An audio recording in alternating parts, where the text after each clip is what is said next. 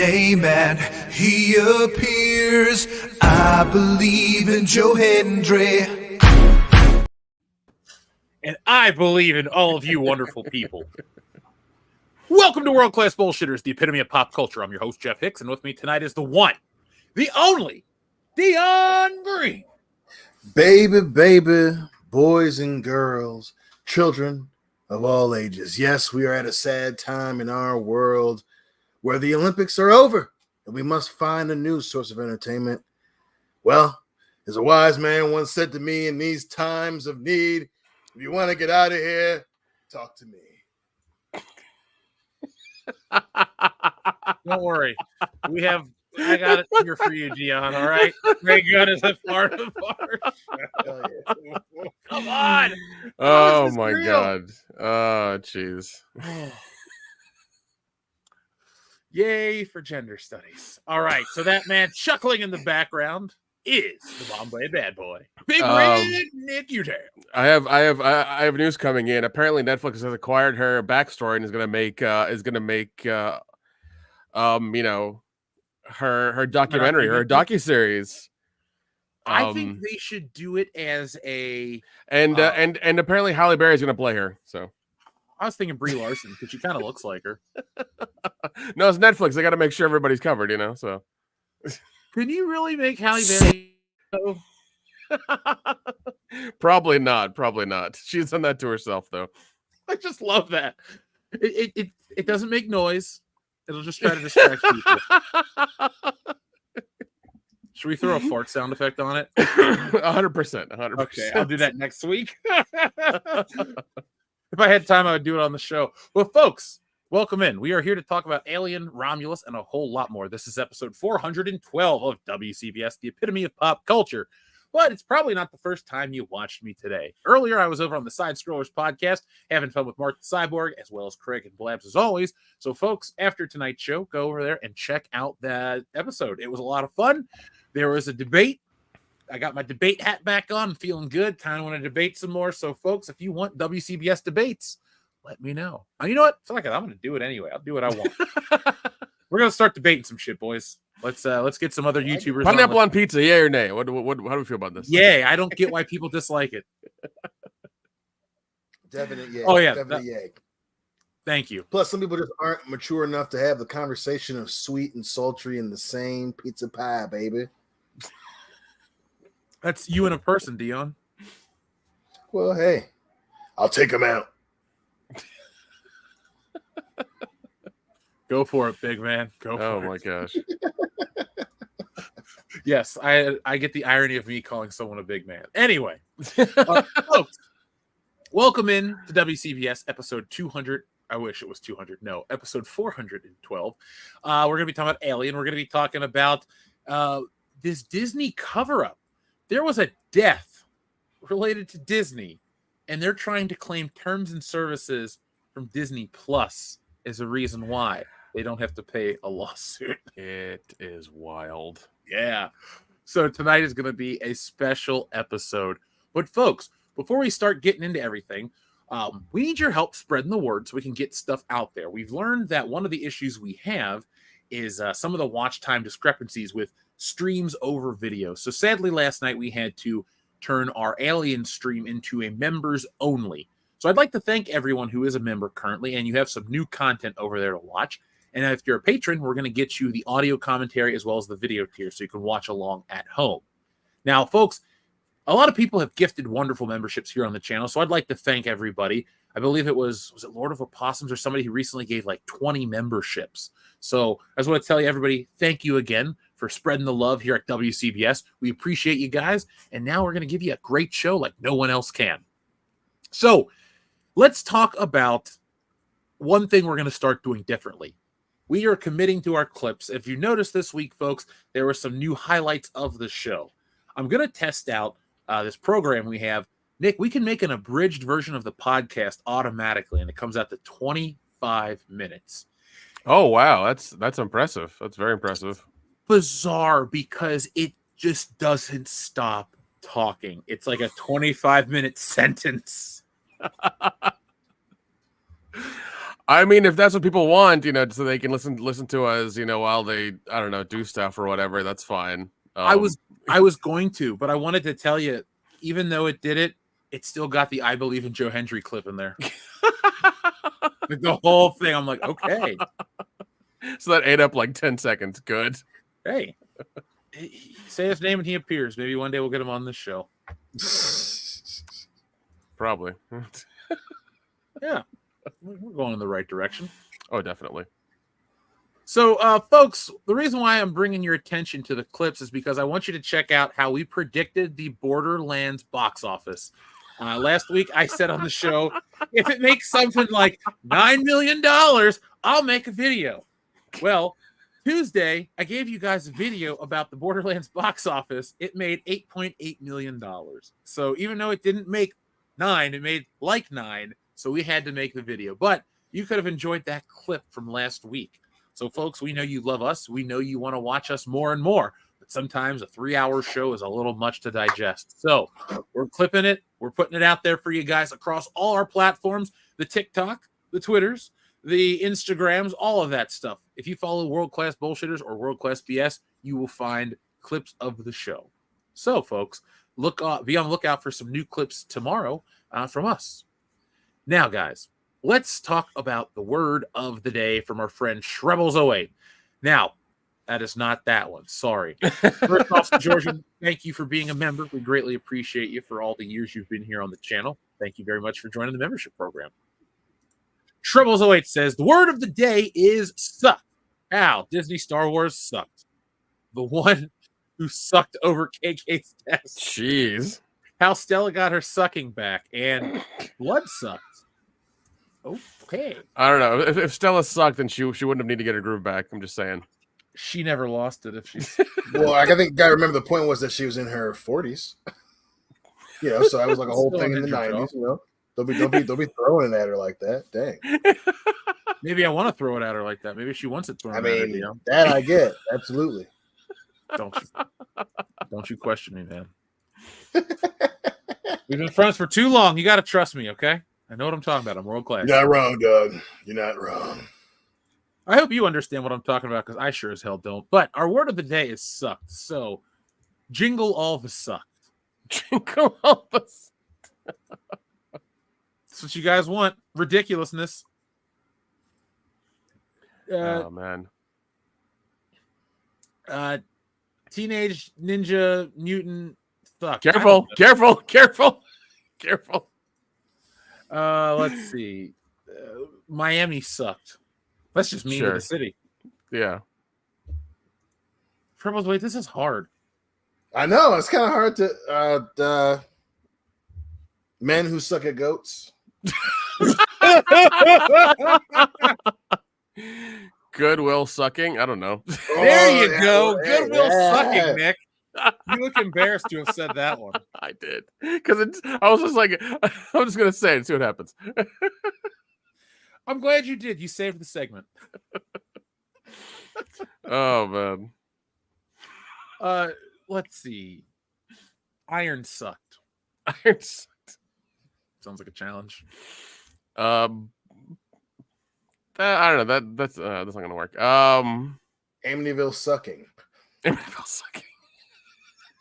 The sucking of Pelham 1, 2, 3. Oh my god.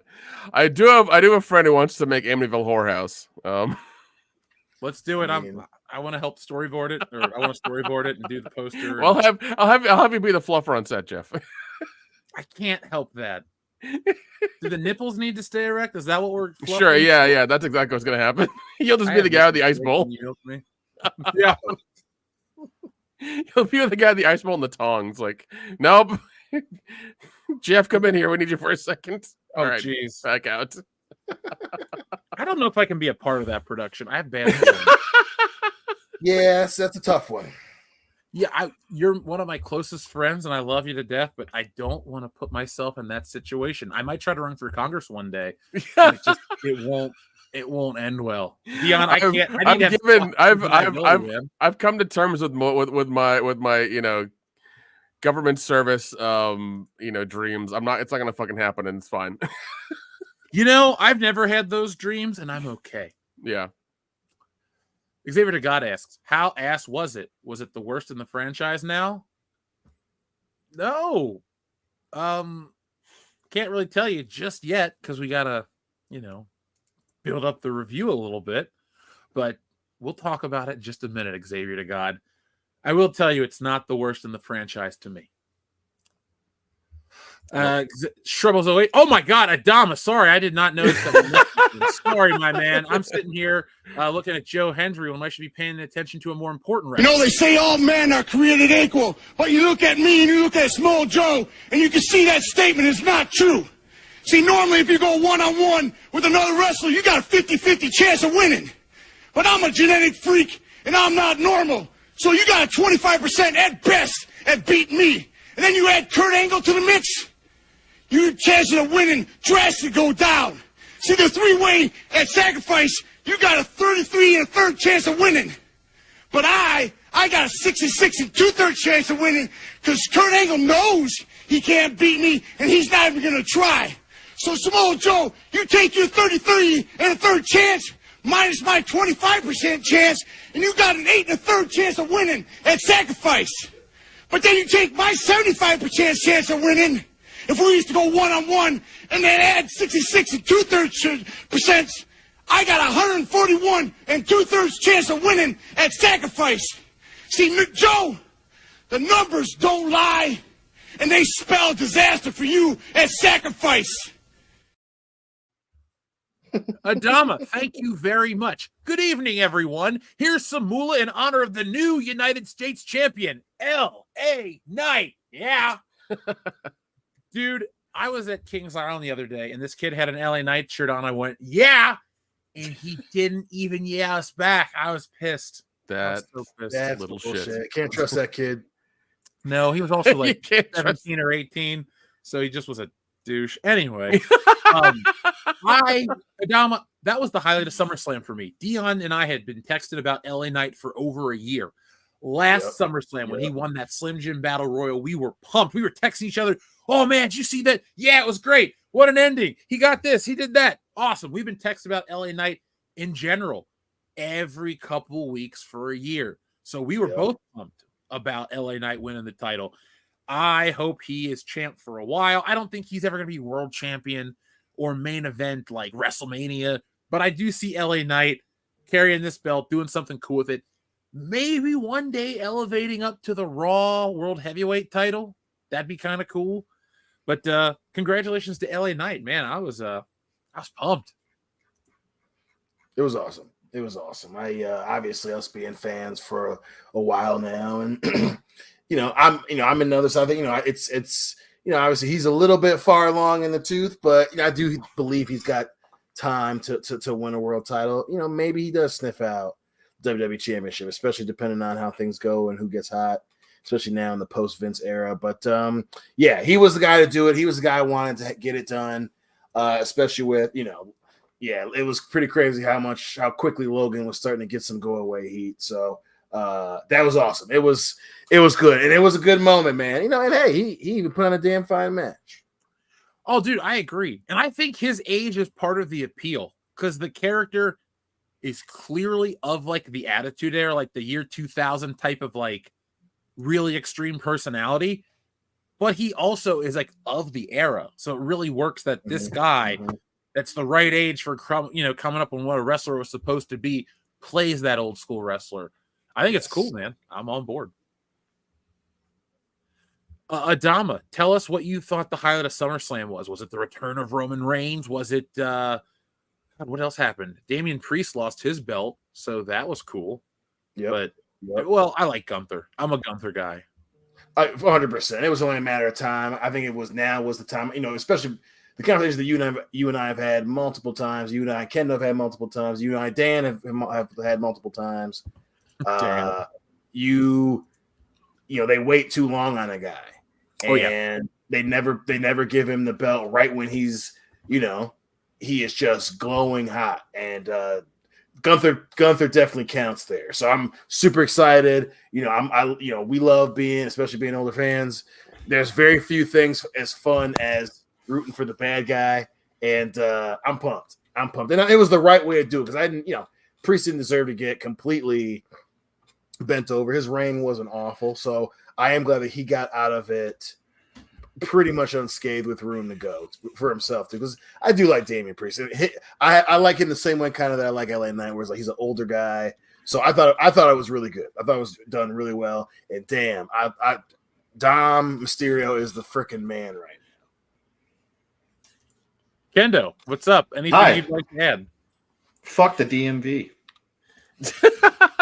I mean, why make an appointment when you get there 15 minutes for your appointment time and they tell you your waiting time is 90 minutes? I mean, what's the point of an appointment? I mean, I don't understand these things. It's like you make an appointment. You should be queued up when it's your time, not put at the back like some idiot that doesn't know how to make an appointment. Agreed. Such as life you know, in 2024, Kendo. that's bureaucracy for you. Yeah. So Anything, anyway, anything you'd like to say about LA Knight winning the title? it was the right time. Okay. It was past the right time to put a belt on him, but this was the time that they had to put the belt on him, because if they hadn't, he has been put in the position enough times to where if he fails again, there's all the credibility goes out the window, no matter how over he is with most of the crowd. I agree with that. I'm very happy he's the champion. I hope he holds on to it. God, hold on to it for a while, man. I don't care.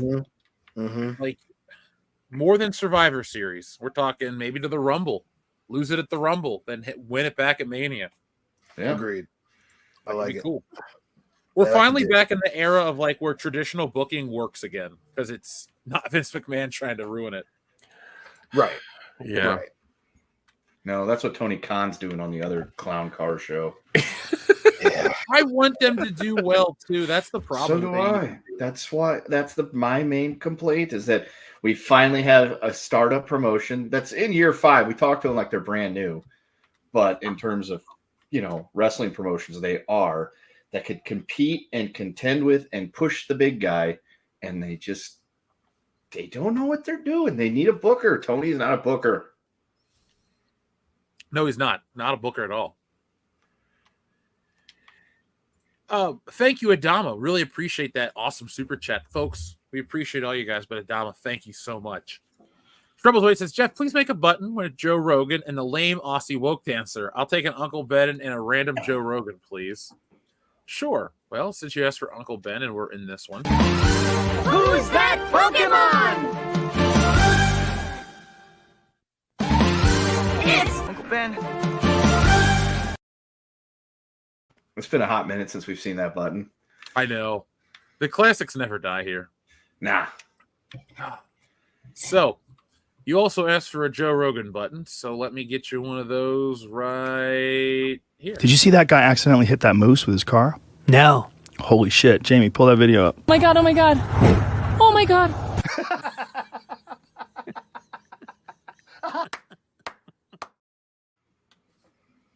There you go. Thank you, Troublesway. Appreciate that. We also have one from our friend Enrique Vasquez who says, hey, WCBS guys, PC or console? Personal fave. Also, is exclusiveness good for consoles? Fuck, marry, kill, nepotism, Sadler movie, Stiller movie, or Will Smith movie? Okay. Enrique Jeez. clearly watched the side scrollers today where I had an interesting conversation with, Mark the Cyborg. Cool dude. Great show, folks. If you want to watch something fun and a little more tense than WCBS gets, well, then you need to watch that show, brother. I'm turning into Hulk Hogan for some goddamn reason. Anyway, I am a console guy. I don't dislike PC, but I grew up in the era where PC games were different than the console versions. And a lot of times you would get PC games that, like, console games wouldn't get put on PCs. And for a long time, too, I know it's crazy, but, like, I care about, like, my wrestling games or my James Bond games or other things that, oh, you're not playing a AAA title? No, I'm not always. Yeah, I'm picking some of them up, like Halo and Grand Theft Auto, but sometimes I pick up licensed titles, and those never came to PC. Not until, 2 or maybe 5 years ago, maximum. WWE games finally came to PC, and now they're finally same day as console. But for a while, they were like 6 to 8 months out. So I couldn't really see the value of PC gaming. So I'm still going to go with console just because it's what I know. And I like sitting down in front of my TV, not having to update my graphics card, worry about my ROM, like literally nothing. It's, Oh, Yeah. what's running on this system? My Nintendo games, my Xbox games, my PlayStation games. Done. Happy. Thank you. Yeah. I mean, that's how I was back in the day. Like it took a while. It took a while for the games, the AAA titles to get to PC. And then, like you said, you had to make sure your graphics card and all of your specs were at least at somewhat of the minimum level so you could even play them. And sometimes that wouldn't even work half the time because I don't know. It's like building a computer is like it's putting Legos together. The configuration is just ridiculous. So yeah, I'm gonna go console as well. I was a console person growing up because that's all I had. And then when I got a PC when I was like 14, I became big on PC because all the best flying games were on PC. And then after a year, none of the new flying games would work on my computer because it was outdated. But the problem was I didn't have a job, so I couldn't afford to get a new computer. So I went back to being a console person and I stayed there. Dion? I am definitely a console person. I just never was very much of a PC guy. I get it; it's cool, and there's definitely some great games. I've dabbled on my laptop. You know what I'm saying? But I'm not building a computer for damn sure. I don't feel like it. And then I get it with the PC thing. I get it. I can't take that stuff on a vacation. I can't throw it in my bag and go. I'm all about convenience, baby. I want it to be conveniently awesome. I plug in the TV and it looks cool. PC people, I get it. But y'all weird about it. It's just too much. Yeah, we have to replace a console like what every 6 or 7 years. That's doable. Yeah, right. I can live with that. Yeah, but yeah. And then the PC stuff, you have to change your graphics card. Well, once every 3 weeks. Nope, not for me. You won't get ray tracing, Nick. Like fuck all of that. Fuck all of that. Max settings. Fuck max settings, man. Jeez, like you need a goddamn quantum computer to run max settings on a lot of shit these days. Somebody wants like that 4K, and you get those really weird wraparound monitors, and things like that. Like it becomes a whole like I don't know. It becomes a whole thing. It's like it's like car. It's like car people and like during the Fast and Furious era when they would put like NOS and stickers and fenders and all kinds of other bullshit on their cars for no reason. It's like, cool, you did that, great. Now the cops know who you are and you're gonna get tickets all the time. Good for you. Yeah, boy. I don't know. Everyone becomes slave when they're a criminal in my book.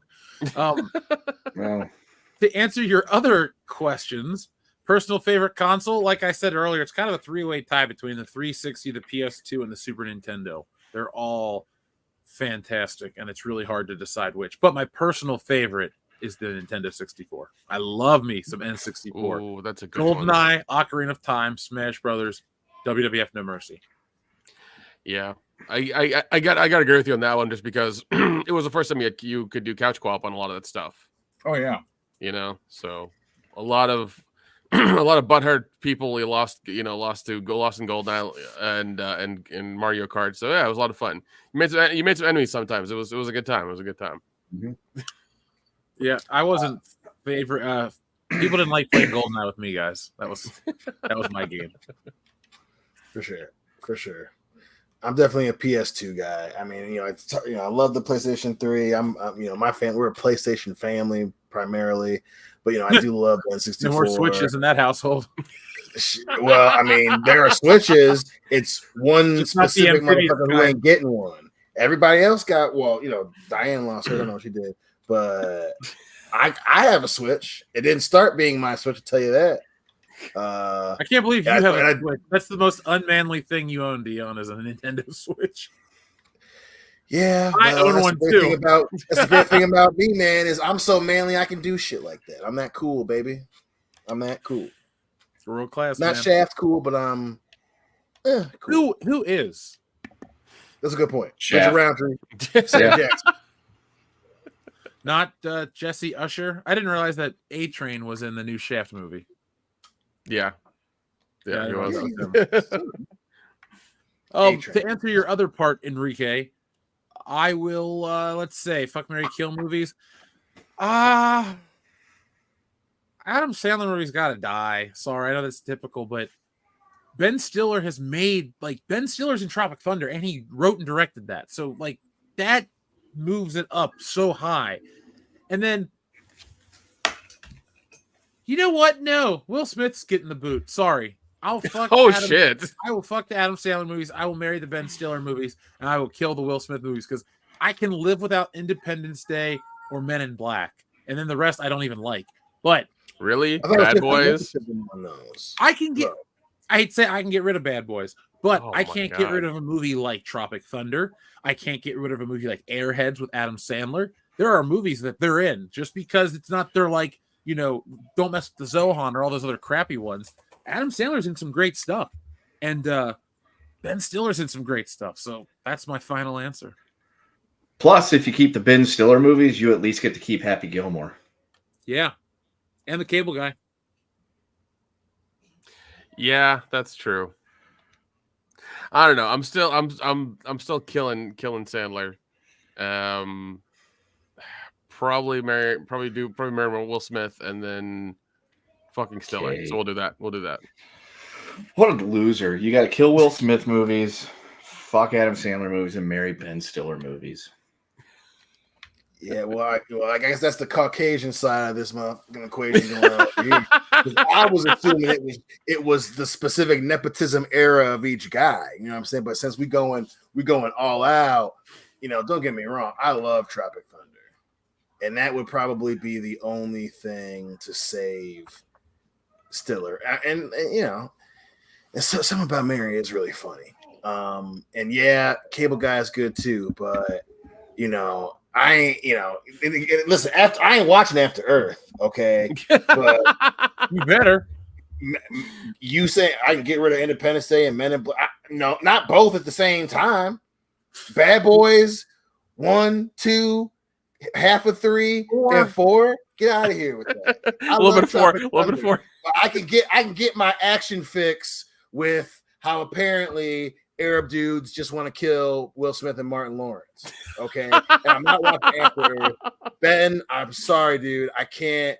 I gotta sacrifice you for Happy Gilmore, Billy Madison, Big Daddy, you know, and they're not great, but Grown Ups 1 and 2 is just stupid. It's just stupid. I can turn my shut up. I'm just saying. I love you, Ben. You're gonna sacrifice Mystery Men for grown-ups? Grow up.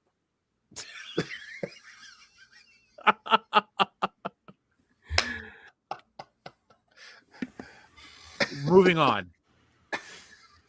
Pushberry Fire from Xavier to God. John Morrison, Justin Gabriel, and Evan Bourne.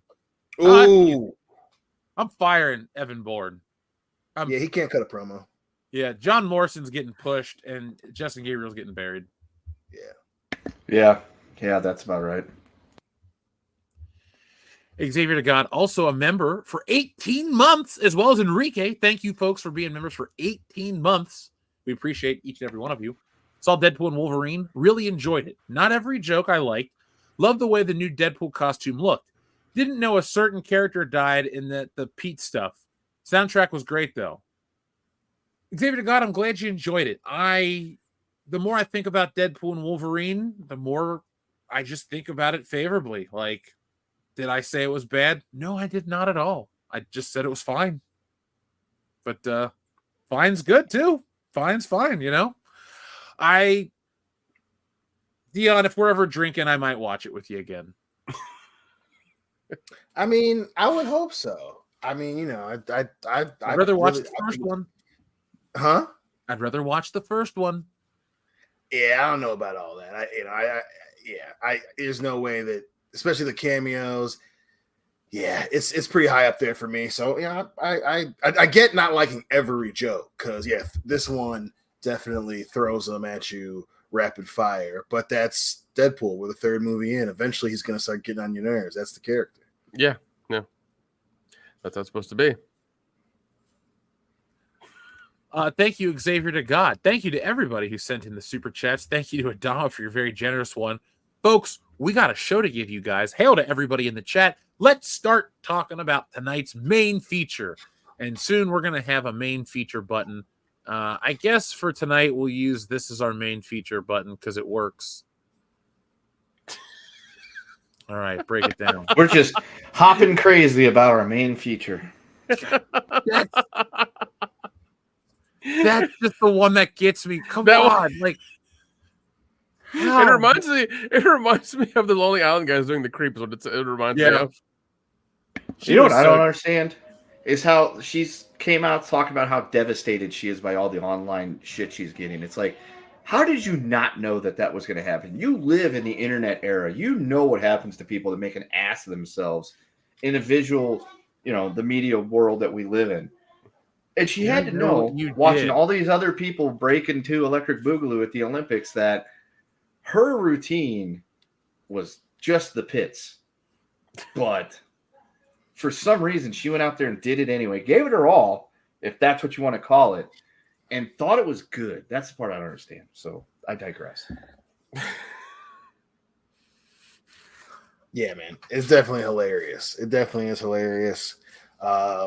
Especially, and I was kind of excited to see it because, Europeans love breakdancing. So, it was still overall, it was kind of fun to watch. That being said, because I was at work when that shit went down, I was just like, what is happening?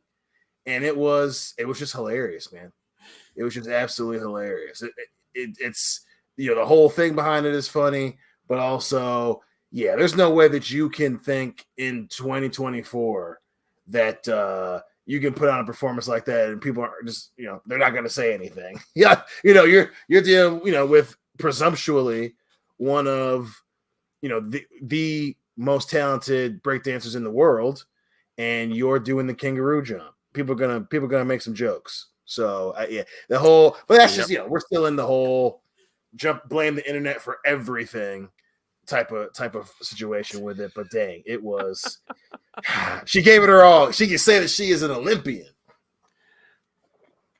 She can definitely say that. You go, Ray Gun. Anyway, folks, let's talk about the image on your screen right here. Alien. So Alien Romulus is the newest in the Alien franchise. It stars a bunch of actors you've probably never heard of, and a CGI recreation of one that you didn't think you'd ever see again. Yeah, that was. So now tonight, folks, we're going to talk about this movie in a spoiler-free way for the first part, and then we're going to go into some spoilery stuff a little later, but we'll give everybody ample notice so nothing is ruined, and you'll be able to enjoy the movie if you so choose to watch based on our discussion. So the premise is quite simple of this film. It is about a group of Weyland-Yutani workers who want to go aboard a ship, steal some cryopods, and escape the Weyland-Yutani system. And so they go on to what they thought would be a ship, and instead of discovering exactly what they need, they run into some xenomorphs, and, insanity ensues. So this movie brings back a lot of the horror elements to the Alien franchise, especially the first one, that tension that's there in the first one. They try to replicate it. And in many ways, this is just a modern horror movie set in outer space. It doesn't feel as atmospheric in certain ways. The original Alien was so claustrophobic. This one feels a little more open. It feels a little more like the world of Aliens. But it was a film that I was surprised by, and I'm excited to hear what Nick has to say before we go any further. So, Nick, what did you think of this movie?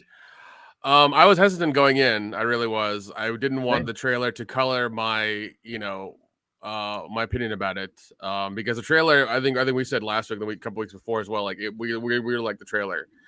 I watched it in 4DX, little motion seats and all the bullshit they did, which I had a good time, and I enjoyed the movie. I really did. There was a lot of member berries.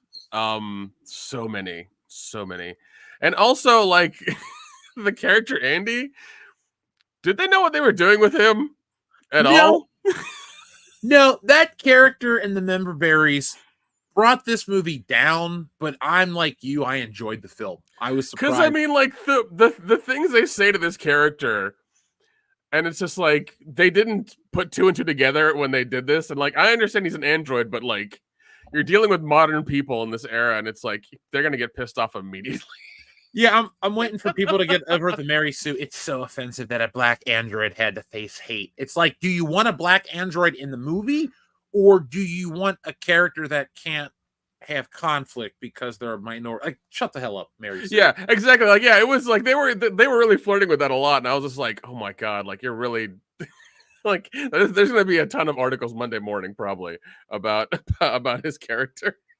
Yeah, I'm interested to see what people say about this movie because I'm torn on the member berries aspect. They went hard on the member berries to a point where they quoted some iconic lines from Aliens, and I got pissed. I was like, "Are you serious?" Yeah, it was very strange because I'm just like, this takes place, and for everybody, the Alien Romulus takes place between part 1 and part 2. That's where it is. I will say this: the aesthetics of the ships and everything looked very like lived in. Like it feels like they had the same set decorator that Del Toro has, where like everything feels lived in. There's dirt on everything. You know, it's all kind of it's all very much the technology we had in the in the first 70s. movie. Yeah, In the 70s. So like they replicated that really well. They did a really good job replicating that. It wasn't like Alien Covenant where all of a sudden like everything's brand new and it's before the first movie and doesn't make sense. So we had we had that. They did a good job with the whole set stuff. And I don't know. I just I would. Those are biggest worries whenever they do things like this. Is whenever like they make the aesthetic they don't match, and there's like, oh screw, we're just telling a story. We need to make everything look cool. But this one they actually put time and effort into it, made everything look the way it's supposed to. So that was really good. Andy in the chat, yes. There's your answer, because that's one of the member berries we talk about. But it's so weird having member berries for a thing that hadn't happened in their timeline yet. So it's kind of like it does take, at least me, it took me out of the atmospheric moments when they're like, oh my god, it's an M1 pulse rifle, just like the Space Marines use. I'm like, yeah, there was almost like an idiot level of dialogue for the things they had. I'm just like, you don't need to do that. And even with that scene, I mean that scene in the trailer, that was reminiscent of Aliens as well. When Michael Biehn is showing Sigourney Weaver how to use the gun with the grenade and everything, they had the same kind of like scene, in that one as well. And I'm just like, you're copying this. Like, it was very strange. It was very strange. It was. Yeah. I will say this early, folks. There's something that kind of undoes the first movie a little bit, and I thought that was kind of annoying. Like, it wasn't Force Awakens bad, but it's kind of in that territory, and you're going to see a lot of interesting reviews for this movie. Like, what we're going to talk about tonight won't necessarily be what I put in the video for tomorrow. So check it out. But there are going to be people that are very adamant about the fact that they altered the first movie, Alien, and they're going to just like not like this movie. Oh, okay. All right. I know what you're talking about. Yep. Because I was like genuinely I was like, what the hell, man? All right. Yeah, I was annoyed. Yeah, because that didn't happen in the first movie. No, and I guess, okay, we'll give you 5 seconds if you don't want to hear it. 4, 3, 2, 1. So the first alien from the movie, like when it got sucked out of the hatch, that didn't die. It just flew to another ship, and they picked it up, and it went wild on another ship. And then they strung it up and shot it out, and then its acid went through and destroyed another ship. So this movie definitely plays on the whole, hey, the acid blood can burn through the hull of the ship. Let's see what that would look like with CGI. Yeah. But I will say this, like, it's like with some of the whenever they show the crew that was on that ship, they did get really gruesome in some shots. I was like, okay, good. They're not holding back on some things. And some things they did, and it was very weird. You got to see that the second mouth puncture somebody's head, and I was like, ooh, okay. Yeah. And also like it seems like in the first half of the movie there was a lot of like really dumb scenes that shouldn't have happened. Like there were things that they said, and then like one of the girls is like, oh, I need to go downstairs, and they literally show her going downstairs for like 5 minutes. It's like, we know where you're going, like just don't have you walking across the ship like pushing the button, getting the stairs to come down, and then going downstairs for 5 minutes. Like, we don't need this. We don't need this. And then like they corrected it later on in the other half of the movie where they're like, oh, we need to get the elevator, and then it just jumped to a scene of like Andy pulling her up over the elevator, door or whatever when it wouldn't work. And I'm like, why didn't you do this in the first part? Well, I think it's to build atmosphere and tension to the monster, but Okay. I think that also comes from Fede Alvarez, because this is the dude that did that Evil Dead remake, and that had a lot of long build-up. Okay, yeah, that explains a lot. But I think that's one of its biggest strengths, though, Nick, is the fact that it's like a horror movie, which is what the first it to be. No, it really is. They really did, like you said, they tried to do the whole part one thing, and they achieved it a little bit.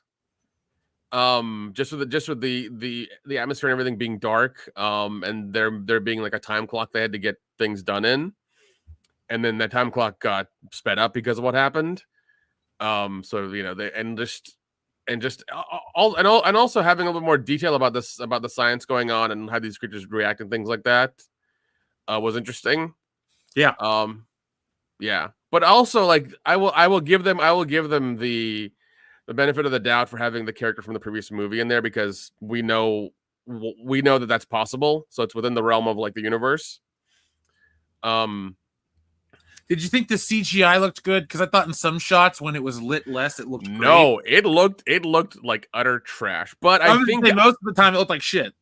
Yeah, but I think it's fine because of that character can look that way. It's fine because of just who the character is. I'm trying to not like say. We'll tell you who it is in a little while. Yeah, I'm trying not to say too you're not much. clicking away when we get the spoilers. So yeah. I'm not trying to say too much. But let's answer Enrique's question real quick. Do you have to know Prometheus or Covenant 2 to get it? No, you don't. No, you don't. Just You don't. watch the original Alien. Yeah.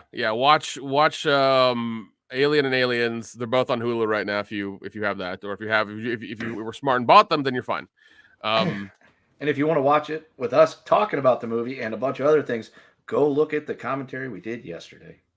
Yep. If you're a member right now, and a lot of you are, you can watch that. And I will have it on Patreon in a couple days. We just got to get the movie put on it, and we will take care of you guys. So, be on the lookout for that. Yeah. But I did like it. Like it was a bunch of these kids who are just like, we're fed up with this planet. We need to go somewhere else. And they had like a guideline, not really a plan. They had more of like a guideline of like, or an outline of like what they needed to do. Did you think that was a little much like the commentary on like the current and economic climate? Like, we understand that most of the time the villain of an Alien movie is Weyland Yutani, but like this one was a little like extra because you're like watching people live in oppression and all that. I was like, it turned Alien into like a slightly different type of sci-fi franchise to me in that one moment. I mean, it kind of did, but also once again that's within the universe that we've seen with like Blade Runner and the Alien stuff.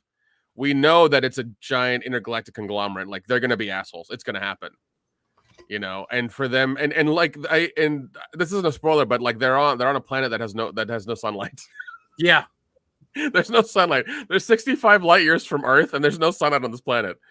So people like it's just miserable. They're just mining stuff and working, and it's just miserable. But I think that, like once again, it played into the futuristic dystopian of what they're going through and everything. And, obviously this kid's coming up with a plan and having a ship and just doing all that stuff. What kind of made sense. It was fine. But no, I get what you're saying about it playing into like, capitalism and that whole conversation everybody's having right now. Like, I was like, oh, okay, Alien. I get this a lot, but okay, it even plays into the plot a little bit in the movie as well when events happen, let's say. Yeah. Yeah. What did you think of this new cast? I liked them. Once again, like this is one of those movies where you can get the DEI cast you want because of it being a future space movie. You can get the cast you want, and it doesn't hinder the story at all. Because once again, and I'll say this right now, right off the back, there was no mention of any I guess any girl boss bullshit, like any of that stuff. None of that happened. They were all just, not at all. they were all just trying to like survive. That's what it boiled down to. There was no like, oh, you're a dude, you're a chick. It's there was none of that. None of that. It was there was none of that. Not a whiff. Nothing. Yeah, I couldn't handle a whiff. Yeah, they were just trying to survive. They were in a shitty situation, and they're just trying to survive. So, that's what it boiled down to. But it was one of those things where like things kept happening all the way through it, and it when it really picked up speed, it really picked up speed. Like things were just like constantly going wrong, and you're just like, how are they going to do this? How are they going to get out of this? Yeah, it was a well-paced movie. Yeah, that's the thing. This isn't perfect. There's there's too many member berries. There's a couple things that pulled me out of it, but this is a very well-made movie. That's the one thing no one can ever argue about this one, Nick. It's like it looks great. The CGI, dude. Oh my god, perfect. I wish I wish more Jesus sci-fi Christ. movies look like this. Like I was thinking, man, what about a Star Wars movie that would look like this? This would be awesome. Yeah, and like it looked like even in the beginning, it looked like the beginnings of Alien and Aliens. Like they got it. They got the horror space atmospheric thing right. Because even when the ship's leaving the planet they're on and it's going, you see the rings behind them and you have the nice wide shot of the whole thing. It looked great. Even when they were still in space towards the end and they were dealing with stuff, it looked amazing. I like you said, I wish they would do more of that, but whatever. I don't know what happened with other movies, but they did it in this one. They nailed the whole like in space nobody can hear you scream kind of thing. Oh yeah, I was on board, man. Like there was one moment when they uncovered one of those dead bodies, and it was like the jump scare. I was like, wow, that actually got me to like pay attention closer. Yeah, I was surprised how this movie was able to manipulate you. Yeah, really, it was. Once again, I enjoyed it. It was a good ride. It was like it's a 2-hour movie. It didn't feel like a 2-hour movie. It was the fastest 2 hours I've ever experienced in the theater. Yeah. Seriously, dude. I was like, wait, when the ship flew off at the end, I was like, wait, we're done? Yeah, same here. I was just like, is this it? This seems too easy. That was like a roller coaster, and I'm like, I could go for another ride. Like, yeah, and then they strapped you in and put you in one again. Yeah. That shit was intense, dude. Like this. So, folks, I love a trope in movies. Yes, where I cough. I don't know how to describe it. Star Wars has it. This movie has it. It's where a movie could have a logical ending, but then there's another scene that just makes it even better. So, like, hear me out. I know my favorite part is the Death Star battle, but if like the movie Star Wars ended with when they flew away and that was it, they're like, and we'll fight it another time. You're like, well, that was still pretty awesome. But like this one, you think like, oh, this is it. They're going to fly off and do their thing. Then it gets so gnarly and nasty. Like there is an alien human hybrid in this movie. It is gross. Like it's got this like man's face. It looks like one of the architects or whatever they're called from Prometheus. It does, doesn't it? It really does. It was really unsettling, dude. And he's also like 8 feet tall. And he's got the fucking xenomorph tail. And you're just like, ew, what is this? Yeah, it was awesome. Yeah, it was really gnarly looking. It's not as unsettling as like Resurrection. That's just like bad design and technology hadn't reached a certain point. Yeah, and that droopy skeleton looking thing it had. That was so strange. Like sad tits. Yeah, yeah, basically.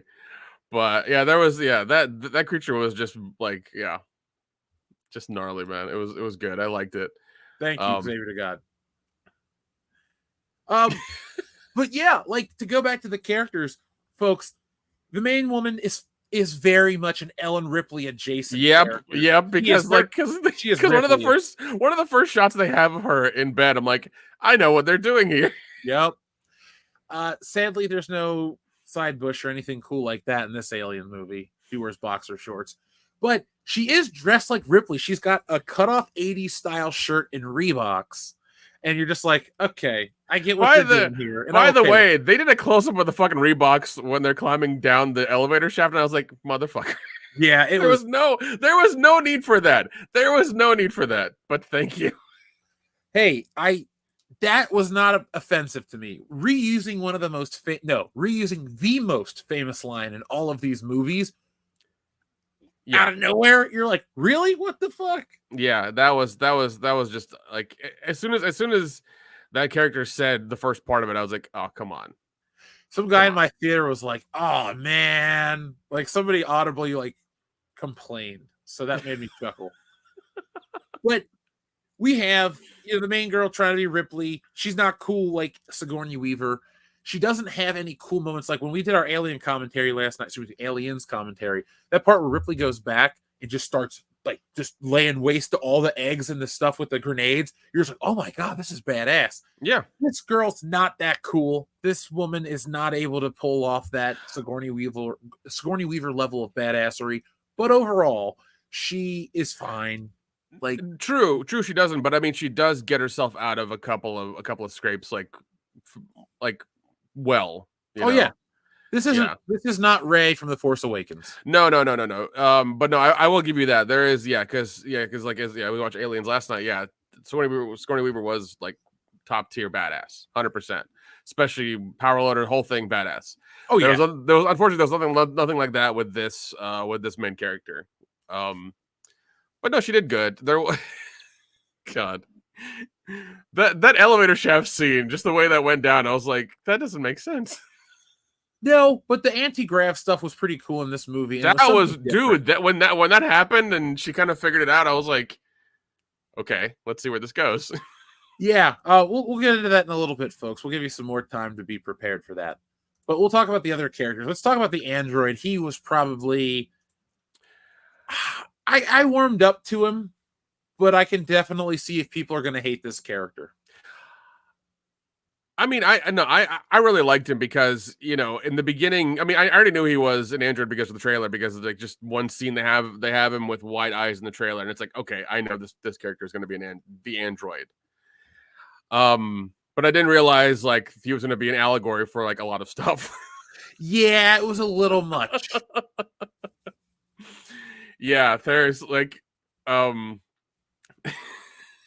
was one of those things where it's like, great actor, love the guy, because there's a point where he kind of switches up in a way in the movie, and it's like, and he does it's like a face-off kind of scene, where he where he becomes different, and it's told in his body language and his actions, and he does a really, really good job with it, like really amazing. But it's one of those things where it's like a couple things that happen in the movie, I'm just like, if some people catch on to this, and they may write like 4 or 5 articles Monday about like what things were done to this character. Yeah, I think like, we'll make a video about it just to see what's up. Yeah, it was one of those things because a couple things were said, and I'm just like, I know he's an android, but the way you're saying this thing sounds terrible. He's my brother. Well, not just that. When apparently like the place they were going, they wouldn't allow him, and oh yeah, we don't allow synthetic life. We'll figure it out when we get there. Also, he was the one who had to like stay awake on the ship and watch them. I'm just like, okay. See, that's the problem you run into when you make certain characters, certain skin colors, because then people read into it. You're like, if you would have just had a Michael Fassbender CGI replacement, people would not have. You can't make those parallels or comments. Yeah, it was. Yeah, like, and it's one of those things where it's like, okay, I get it's an android in the story, but also like people are real sensitive these days, and if they watch it in a certain context, like they're gonna get pissed off. Maybe those people should just get a sense of humor. I understand, 100%. Yeah, but like when those 3 things happen in the movie to that character, I'm just like, geez, like you could have written these slightly differently. Now, folks, there were 2 other men and 2 other women, and one of the women was pregnant. Now, you saw the woman, the Asian woman with the shaved head. She's in the trailer. She gets hit with a chest burster.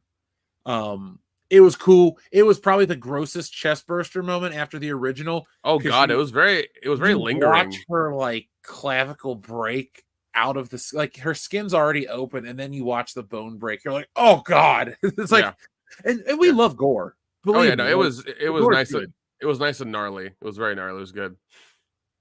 It was awesome. Let's see. There was the pregnant woman was interesting. We'll tell you about her because that part, my face was like this, Nick, the whole time. That I was like, oh my God. Yeah. Same here. I was like, how far are they going to take this? What's going down? Yeah, I was very blown away by that. Like, I didn't think we were going to get that happen in the movie. That's kind of what sent that over the edge. I mean, you could tell they were saving the rated R stuff for like the bigger scenes, and they were really like saving it for they were really saving it for what they wanted to do, because they really wanted to make sure they had it for a lot of the stuff they were doing. So yeah, it was good. They used it whenever they could. I dug the way they did a lot of the stuff. Now, folks, like we said earlier in the review, this is very much a horror movie. So it treats the characters in the traditional horror manner, where you have one unlikable douchebag, you have the altruistic guy, the pregnant girl, the one who wants a different life, and the gay friend. We'll call the android that one. Nick, come on. You got a point there. Like that's all the fucking tropes. That's really all the tropes. So then is the spaceship the haunted house? Like it kind of is. It is. It's a haunted house movie.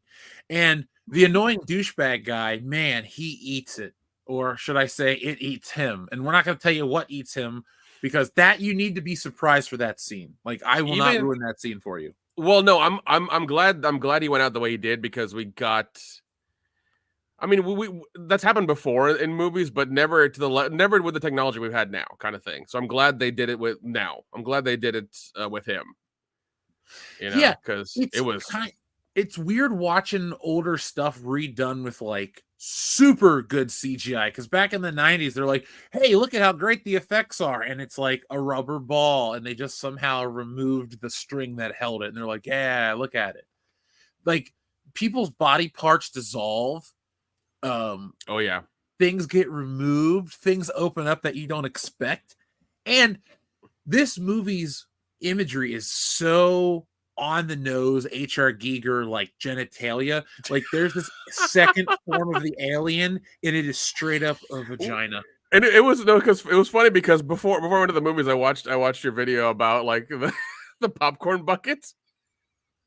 And then I thought about the scene of the girl shooting the aliens in 0G, and like what that looked like, and what those things are, and I'm just like, fuck. Yeah, so I was laughing to myself in the theater. I was like, I get this now, and everyone's looking at me like I'm an idiot, and I'm just like, this is hilarious. I was cracking up at a lot of that stuff, because the sexual imagery in this movie is so over the top. It's like it really is. It's almost parody. Yeah, it really is. Like I don't know. I mean, I don't know if they knew what they were doing, or they may have. I don't know, but it was just like, come on. Nick, it's like a Nightmare on Elm Street 2. They knew how gay they were making it. Okay, I guarantee you, they knew how overtly sexual this one was, man. Like, it deserves the dick-shaped popcorn bucket. It's like there's a floating bukkake scene in this movie, folks. That's not a joke. There really is. It's a zero-G bukkake scene. There really is. There really is. Yeah, it's because that's how you can boil it down. Also, too, this movie does copy a lot of Aliens moments. Like, remember the scene with the not the turret, the turret gun, the one where they're just all kind of like running in for the kills.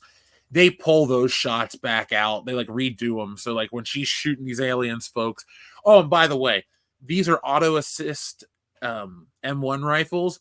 So it like in the movie, like 4 times tells you these are automatically aiming rifles. So when she hits all these perfect shots, she's not like Rey from The Force Awakens. So yeah, I guess we're right in their Deus Ex Machina bullshit in just like more like solid ways.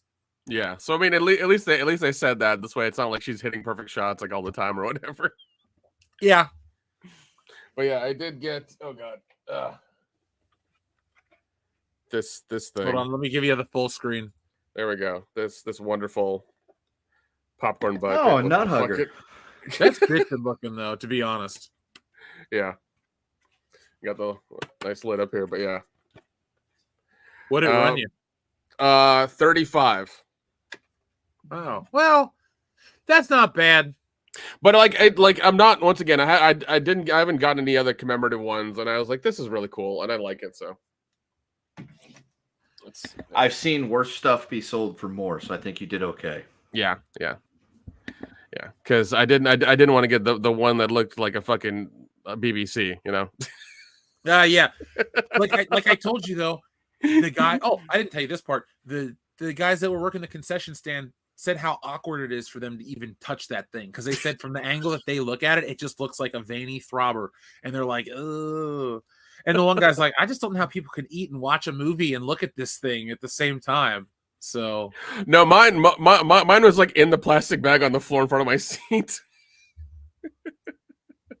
So I can take it out with me. I mean, they gave me like they gave me like, you know, free medium popcorn with it. Not really, but you know, while I was watching it, so it was fine. I didn't pour it in there, you know, because I wanted to keep it pristine, you know, until I got home. Yeah, yeah, pretty much. But I did take a picture of it in the theater. I think it's on our Twitter and Instagram, so I'm sure everybody saw it. I did. I took a picture of the veiny throbber in person myself. So, folks, when you follow us on Twitter, you're getting popcorn buckets from multiple angles. Sometimes they look like Johnson's. Other times they look like Weyland-Yutani containment units. But either way, follow us on Twitter. That's the moral of the story. Nick, I loved the kills. I thought that every character had an appropriate ending.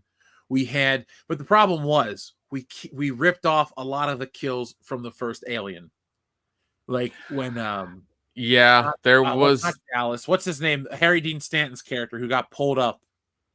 Or no, wait, it was Dallas that got pulled up. Yeah. Whoever got pulled up by the alien, like, and you don't know what happened to him until, you know, the deleted version. Yeah. That kill happened. You had the one asshole just had a gnarly death that you've never seen before in any movie, and that was cool. And then there's a pregnant lady who, okay, hold on. I guess we gotta actually give context for it, right, Nick? I shouldn't talk about that. Yeah. Give a little bit of context, like enough so you know we can kind of, you know, not okay. So, folks, they're trying to go on this spaceship and steal it to go to this other planet, this like Valhalla planet or whatever it was called.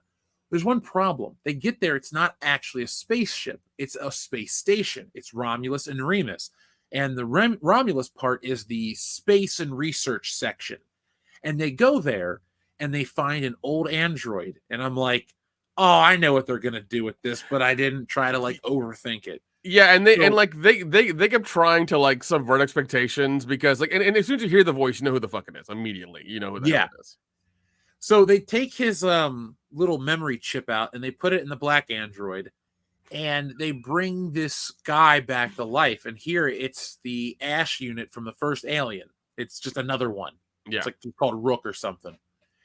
And so he is a puppet with a CGI face, and it looks really, really weird. Like, it's like he's looking this way, but the camera says he should be looking that way. It's like it just doesn't. Yeah, I have to say this is probably the part they cheaped out on the most. Yeah, it's like his face. But once again, it was fine because, you know, he's an android, and I guess they wanted to look a certain way, and I was like, all right, that's fine, whatever, it's okay. It progressed the story. It's okay. And it wasn't that important. I mean, they, you know, and you like it. I love how for the first little bit of it when they showed that, you know, that character, that android, like they kept subverting it. They wouldn't show the face. They showed like from the side, and it'd be dark, or it'd be a really far away shot, and he'd be behind a character or something. And it's like, we know who the fuck it is. He's wearing the same clothes. Like, come on. And then as soon as they have the shot of the android from the back, and they showed the, you know, the main cast, or the new cast, you hear the voice, and you're like, I know who the fuck this is immediately. And then you can't get rid of him. Yeah, because that's true. They keep putting him in every damn scene until the end of the movie. You're just like, die again. And then when he does die, you're like, that's kind of satisfying. Yeah. But, yeah. So anyway, folks, what happens is when they plug in Andy, he's the new android. His directive changes because this Ash unit's plugged into the main CPU, and he's connected to Weyland-Yutani. So basically, they are now at the whim of Ash. We'll call it Rook. Excuse me. Yeah, Rook. That's what it is, yeah. The plan was to extract DNA from the xenomorph and use it on test subjects because it could like repair genes and all of this stuff. And so you see the android and the main girl go off with this like vial of stuff. Their new directive is to save this off of the space station and try to escape. But it turns out after they leave, the camera pans back over to the screen and you see that it turns you into this monster and you die essentially. It turned a rat into like a mess of whatever you want to call it. It became like a xenomorph rat or something, but it became like 100 times its own size. Like it was very like, it was nasty. Yeah, it was very nasty. Yeah. So they try to leave, but they encounter a xenomorph, and so I'm doing a bad job at representing this. They run into a face hugger, and the Asian girl gets the face hugger stuck to her, and this other guy, they try to escape.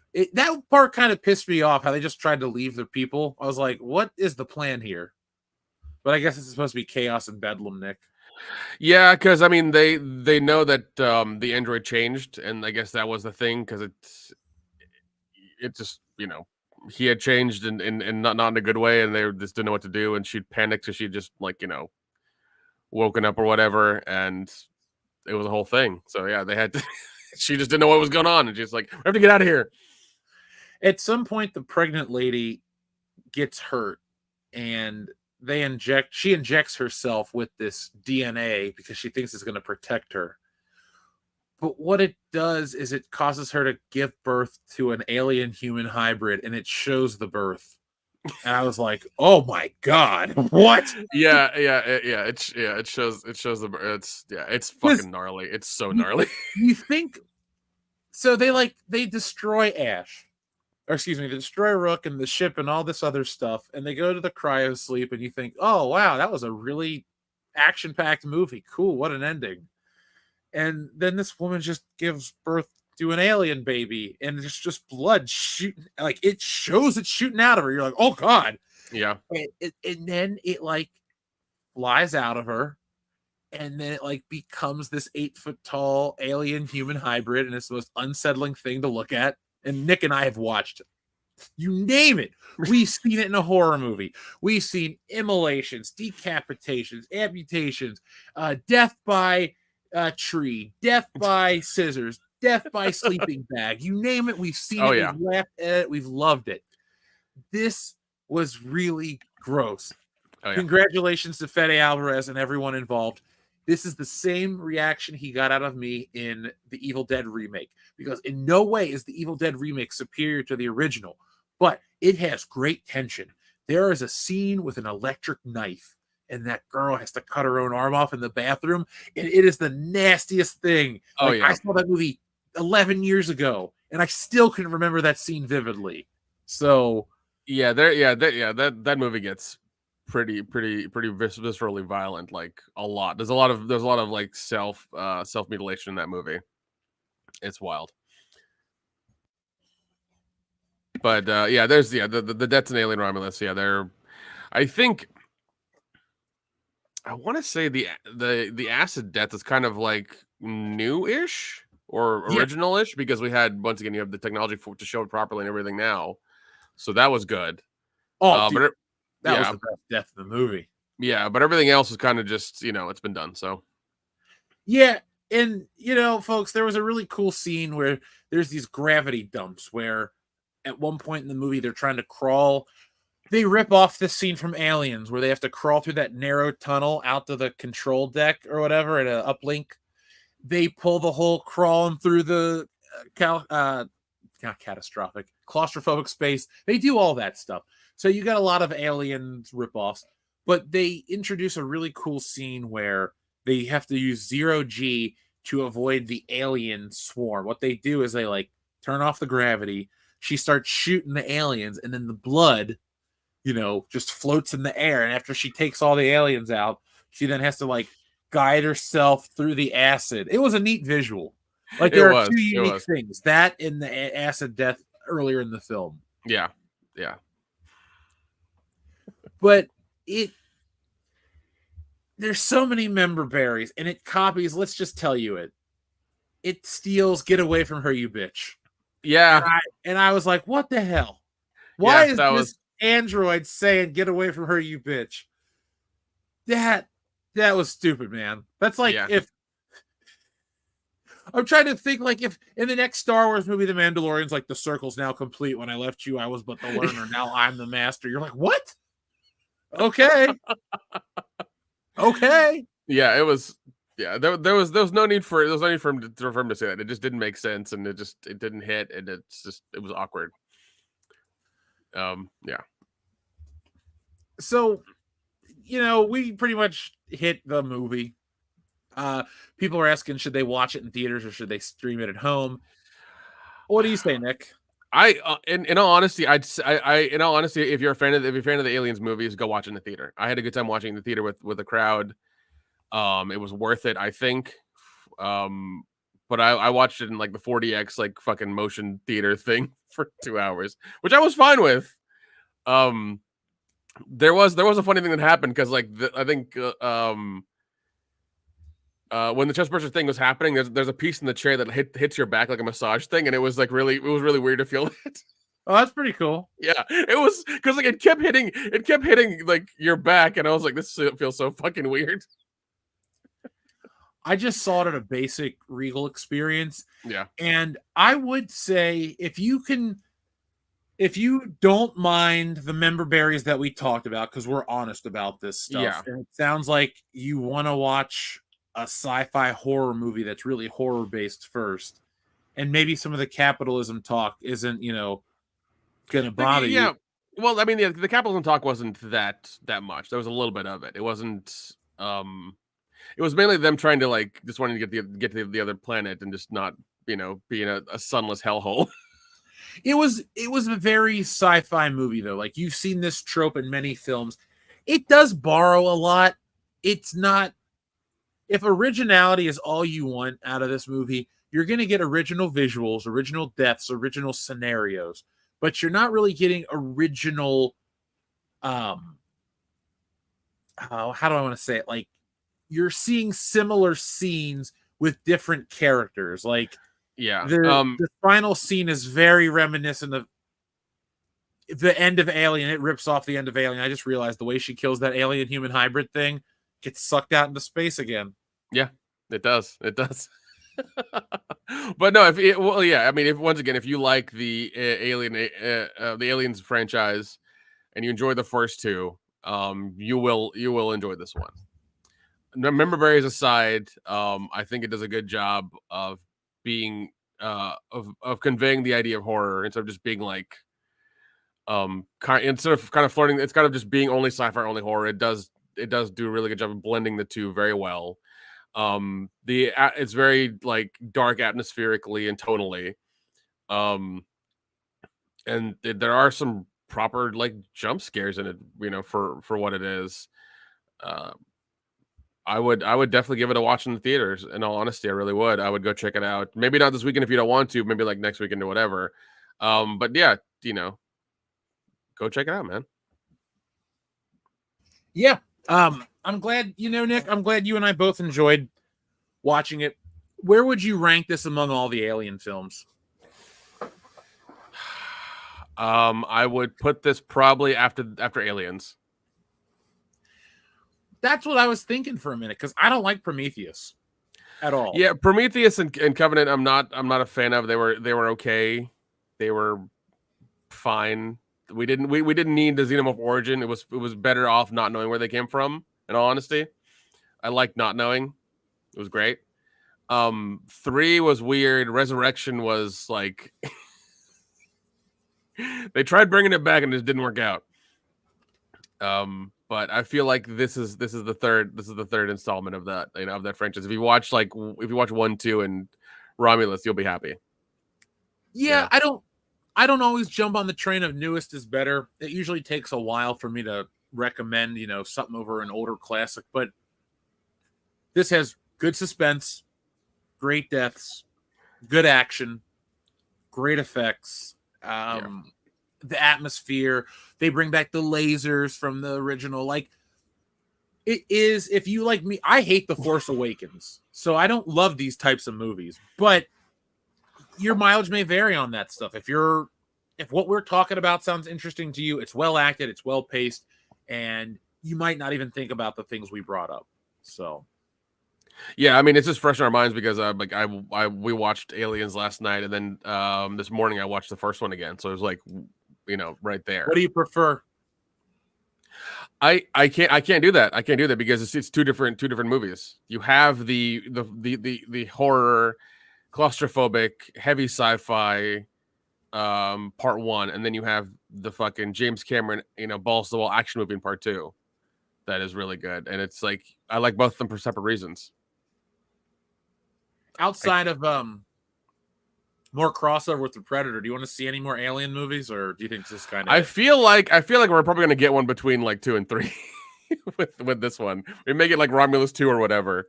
I thought we were gonna see for a minute when we saw the Rook body. When I was like, wait, is that Ash? I was like, are we gonna see the Sigourney Weaver in the frozen pod scene? I was gonna get pissed. I was like, wait a second, Ash's head got knocked off. This exactly. Guy's that's not the same.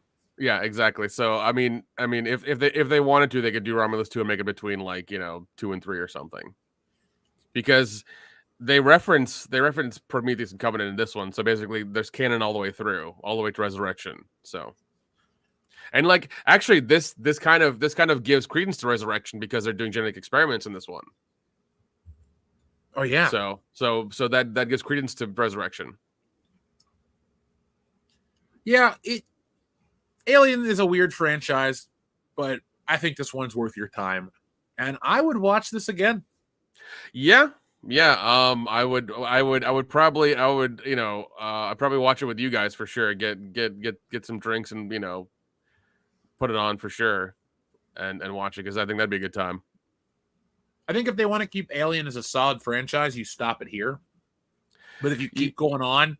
Well, I mean, I don't know if you saw it in your theater, but I did see like just a flash advertisement for the show coming next year. How's it look?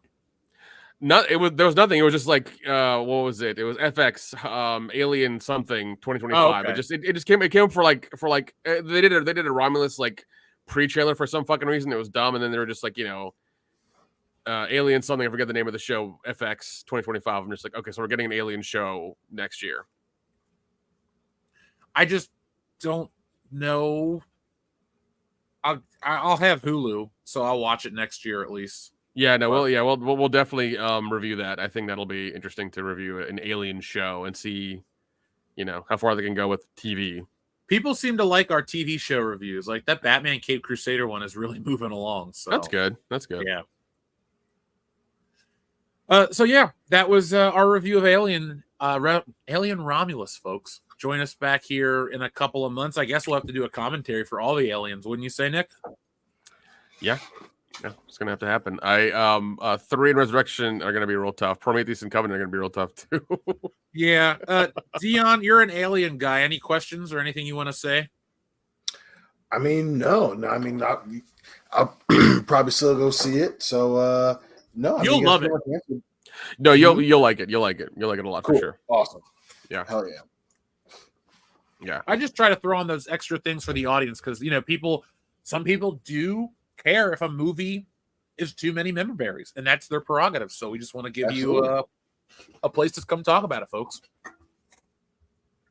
Yeah. So, there is a little bit more about the physiology of the aliens in this one as well too. You learn a little bit more about them. So I think that's interesting. And they looked so damn good. Like I don't want to be. They look amazing about movie visuals, but this movie just looked wonderful. And I think for us it was like they at least got the aesthetic right of the first 2 movies. That's what they got right, and it felt lived in. They even used the old font, which was kind of cool to make exactly. Like it all felt very lived in. Everything was dirty. It had grime on it. It wasn't brand new or anything. You like it felt like you were there. It was really good. And they did something better than Star Wars. They used the old sound effects. Yeah, with the guns they did, with a lot of the stuff they did, with all the Alien sounds the same. Aliens sound the same. Yeah, they even had the same operating system, Mother, for the. Yeah, I saw that. I was like, all right. Yeah, they had that. So like, and they even spelled it correctly as well. And I was like, okay, good. You guys get it. It's good. Fede Alvarez clearly loves the first Alien. Yeah, I think he's a fan, and that kind of comes through in this movie. So that's good. At least he's a fan. So that's good. So Nick, if Star Wars: The Force Awakens would have been this level of quality, where do you think we would be? We wouldn't have a channel. Yeah. Thanks, Disney.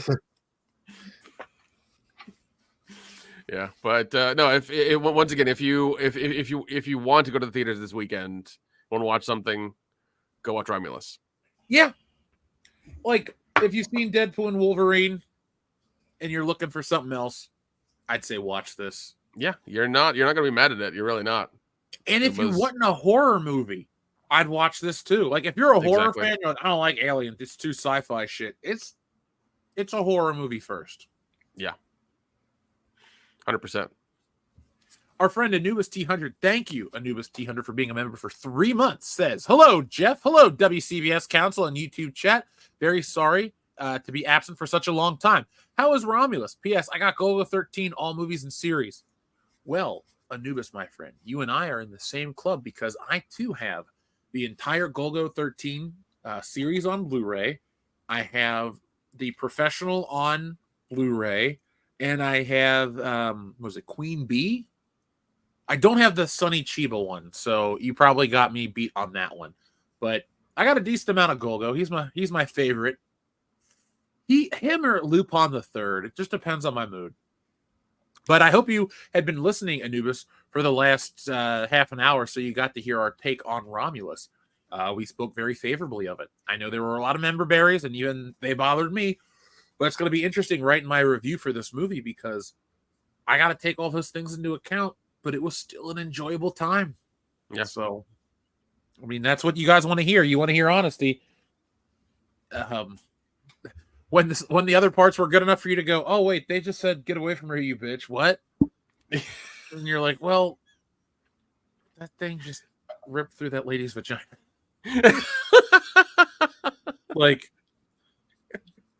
if this movie will have something for everybody. Oh, 100% will. Yeah, it was once again, it was a lot of fun. It was really good. Very terrifying at points. The thing with the android, I think, really got me because dealing with the main character and the android, like they always had that trust. There was a bond between them, and then it gets broken for a bit, and then she doesn't know what to do, and there's a whole like that dynamic was really interesting to watch happen. Like, you know, will it actually save them, or will it just leave them to die? Like, what's happening? You know, it was interesting to see that. I liked it. Yeah, I felt for the android when they're like, "Oh yeah, we're just gonna leave him here." It's like that was kind of harsh. Yeah, it was. Yeah. Well, especially in the beginning when he like. In the beginning, the android looks like he has Asperger's. Like he seems like he's like spurging out in some places. That's just how that's kind of like what he looks like and how his body language is conveying the character, and you feel sorry for him immediately. And yep. he can't talk very well, and he's kind of stuttering, and it's that whole thing. And you feel bad for the android because because of it having those problems, it's old.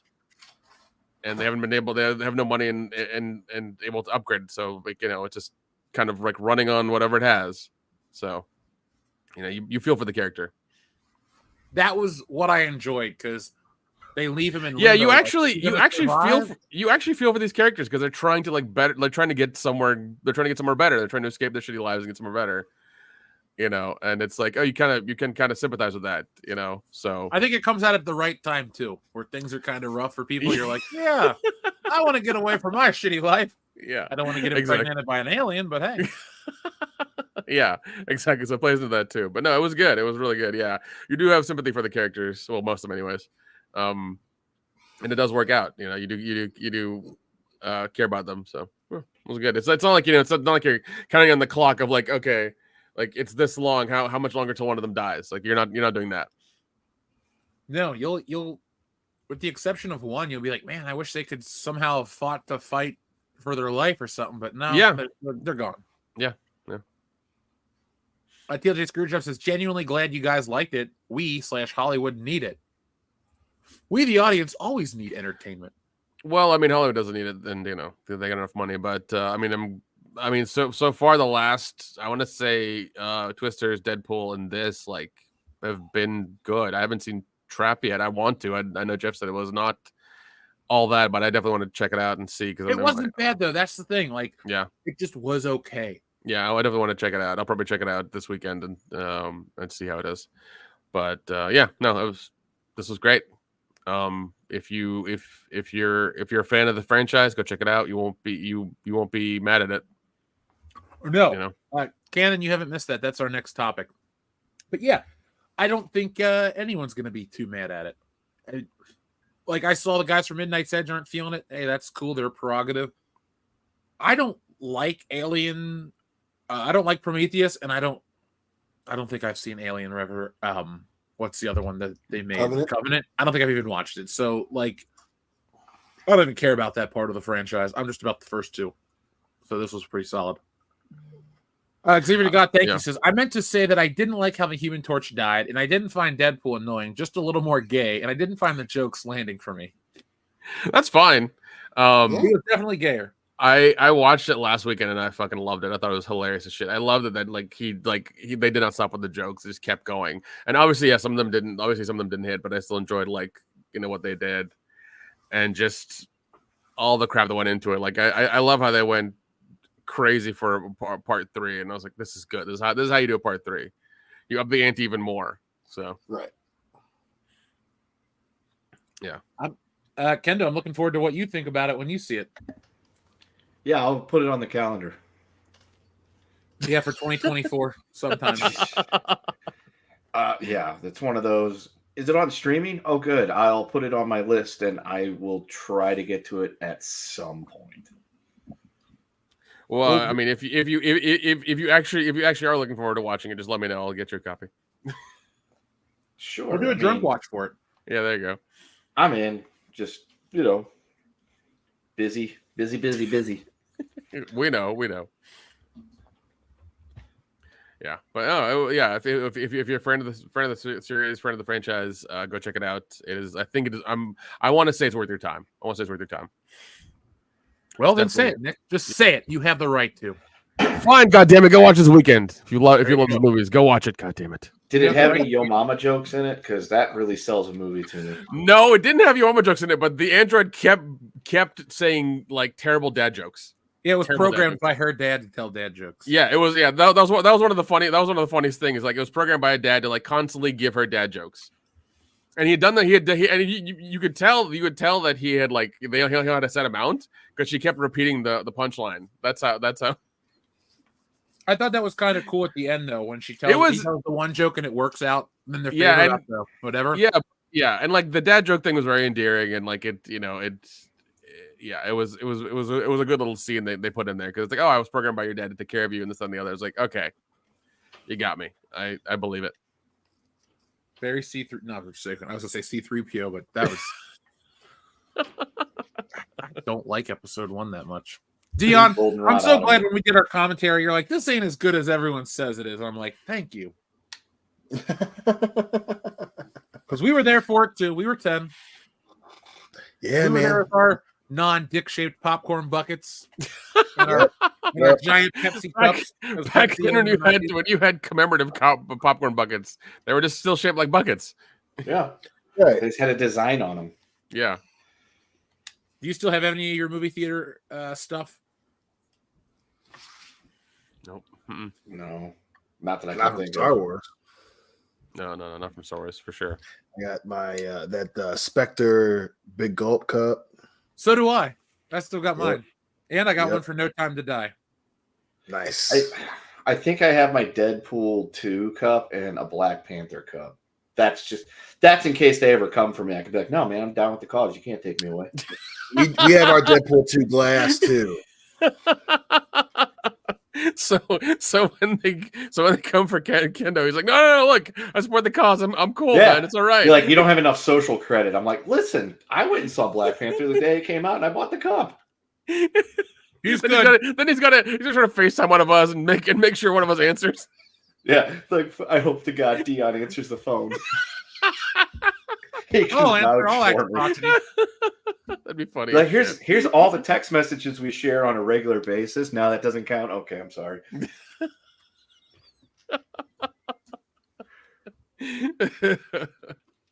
I fear for our future. We'll be fine. We'll be all right. So, we are all caught up with the messages. Thank you, Xavier to God. Thank you, TLJ Screwjob. Thank you to everybody who's been supporting WCBS tonight. Hit that thumbs up button to let YouTube know that you enjoy this content. And folks, it is imperative to help us out by sharing. Hit the share button, copy the URL, and that's good enough. That's all you got to do. Make sure all 150 of you do that, and that'll help us out a lot. Hey, we got 261 watching right now across all of our platforms. So let's get those numbers up. We want to get that to 2,000 watching. That's not our big end goal. That's just our next step. So that'd be awesome. That'd be great. Will be great. We're doing it. Oh, it's going to happen. So, folks, let's start talking about something that I didn't really expect to talk about. So we've covered Disney in the past once or thrice. And kind of. They come up every once in a while. I was gonna say it comes up every now and then, occasionally. They may come up in Schlocktoberfest, who knows? But let's put an image here on screen. I saw this today, and you guys shared this with me as well. This was one of the crazier stories I think I've ever read. So, Disney World has some crazy things go down, but it also has some tragic things go down. And well, what we're about to tell you is tragic for many reasons and infuriating for many other reasons. So, Disney is trying to move a wrongful death suit into arbitration based on terms and agreements of a widower's plaintiff streaming subscription. The Disney court wants to throw a lawsuit out on a weird one that you would think is unprecedented basis. What's more, the suit is not a frivolous nature. It involves a death of a patron at one of their parks and her widower. Per the New York Post, the theme park goer Jeffrey Piccolo claims his wife, and her name is, I'm sorry, but it's Kanok Porn Tong Swan. Kanok Porn? Kanok, Konokporn. And then her last name is Tangsuan. So Kanok Porn Tong Swan. An NYU doctor suffered a fatal allergic reaction shortly after eating at Disney Springs last October. In the original complaint, it states 42-year-old Tang Swan died of severe allergic reaction known as anaphylaxis just hours after the Raglan Road Irish pub and restaurant with her husband back on October 5th, after repeatedly stressing to the staff that she was deathly allergic to nuts and dairy. Piccolo is seeking $50,000 in damages, but instead of settling, defendant Disney is using terms of service against him. They say because the widower's Disney Plus subscription stipulates all disputes with the company must be arbitrated, which entails proceedings outside of a courtroom. Their court documents add that this defense was effective as of 2019 when Piccolo signed up for the 1-month trial. The motion filed in a circuit court last Monday contends the Disney Plus subscriber agreement Piccolo signed years earlier on his PlayStation called for any dispute, with the exception of small claims, to be resolved by individual binding arbitration. The company is likewise hiding behind similar language present in the agreement written to My Disney Experience app with Piccolo, which he used to buy his tickets for the trip and his visit to Epcot. His attorney responded that Disney's justifications are preposterous, outrageously unreasonable, and fatally flawed. So, what do you guys think about the fact that they're trying to use Disney Plus and your terms of service as a way out of a lawsuit for wrongful death? It's a very corporate thing to do. Obviously it's getting into arbitration. It's less about them trying to win and more of it them trying to put it in a position where they can outlast the person trying to sue them. So, is that something that's gonna work? Probably not. But they're hoping that it lasts so long that financially the widow can't sue, and that's the part that I don't like. Is that's definitely one of those. It's $50,000. This person's not even suing for millions. They're trying to pay for the damages caused by the park. They're just suing for the funeral. Yeah, that's crazy. I hope that she just changes her mind and goes for more, because that's wild. But That's a very corporate response. Kendo, what do you think about this? I mean, this is one of those times where, you know, I love lawyers because they find the most asinine, detail-y thing they can try to do to win. But at the same time, why I hate lawyers because they pull shit like this. I honestly don't understand how you could get a terms of service thing to be covering a situation like this, because the terms of service refers to your Disney Plus account. It shouldn't have any merit or bearing on a theme park visit. That's the part I don't get. Because especially if the lady was stressing that she can't have any nuts or dairy, and she was given something with nuts or dairy, which caused her to die, that's super fucking negligent. Oh, absolutely. Nick, what about you? I do love that this was all over my like Instagram and Twitter and Facebook feed today. That means a lot of people have seen it and a lot of articles have been written about it, so everybody sees it, and hopefully, you know, you do what you want to do. But I say if you have Disney Plus, maybe don't have Disney Plus, you know? That's kind of scary that they're like, well, you have our streaming service, so yeah, we can kill you in our theme park, and it's not going to cost us a dime because you watch Bluey. Just what the streaming service needed for the public to see, right? Because I think let's see, because I follow their stock price because like it's fun to see it, you know, dip down. And let me see if I can pull it up and know what the actual price. Get down. That's a good song. All right, let's see, what is it? It is at 88.76. It was like 110 a while back. I guess that was a while back. But yeah, it's 88.76 as of today. So I'm sure, and it's gone down further overnight, is what it says. But no, if once again, if you feel, I mean, apparently, if parents and if you're a parent or, and you have, you know, Disney Plus, and let's say you feel the need to drag your kids across the U.S. to go to the park, and something happens to them because of you having their streaming platform, apparently you won't get compensated in any way, shape, or form because you agreed to the terms of service of the streaming platform. So that makes sense. Do you think people are going to pay more attention to the terms of service, or do you think it's going to take something even bigger for people to pay attention? They're still not going to pay attention. You read through it and hit accept as fast as you can because it's in the way of you doing what it is that you want to do. Well, what's happening with a lot of this stuff is that apparently making you accept the terms making you accept some of the terms and being able to use the software is kind of like a weird thing. I know Roku is going through it right now where like you had to accept their terms before you could even use the entire Roku operating system recently.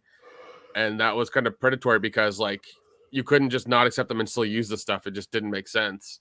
But that's how it is. And like that's happening a lot with a lot of big tech companies now. They're getting used to having their own way and stuff like that. And so I don't know. I do hope people kind of vote with their wallets in this aspect and like, you know, maybe not have Disney Plus. I wonder what's out there. Like, have I signed away the same things for Peacock with Universal Studios? I mean, if you ever had an Apple device, probably wouldn't read any of their terms of service either. So I need an Apple device for one thing and one thing only. Yeah, in case your AirPods explode in your ears, like you can't claim damages. That's why I bought Beats by Dre, because they were I can't sue them. Oh God, I think Apple owns Beats by Dre. Oh, son of a bitch! Yeah, I think they bought them a few years ago. Damn. Well, better get some Raycons. Well, if he's good enough for Kim Kardashian, his headphones are good enough for me. Yeah, makes no sense. Yeah, but I don't know. I do love that this was like all over the news today. It was really nice. So hopefully people are kind of a little more conscious of it, and you know. But the thing is, it's scary though. Like I know people. 100% is scary. 100% is scary. That like, oh, people over stress this. They try to sensationalize it. No, this is scary because it's like something that you have no clue that you've done. Yeah, they're trying to. Disney's wrong here. There's no excuse. Yeah, because the court of public opinion's already on them, and they're on the shit list, and so we'll see what happens. Just by sheer public force, maybe they'll be like, all right, well, we'll pay. It's fine. It's $50,000. It's nothing. Bob Iger himself could let $50,000 go and forget about it tomorrow. I mean, I hope she gets $5 million as opposed to 50,000. But we'll see what happens. Pay this motherfucker. It's a dude. Pay this dude out and let it go. Yeah. That's just one of those things. But I mean, this is another example of pretty significant claim in terms of service, because they seem to be happening a little bit more often these days. You had Ring got in trouble because I can't remember how, but eventually the public found out that they in some cases just give footage away, your footage away to law enforcement. I know. Amazon got in trouble with the Alexas doing that, where they were always recording.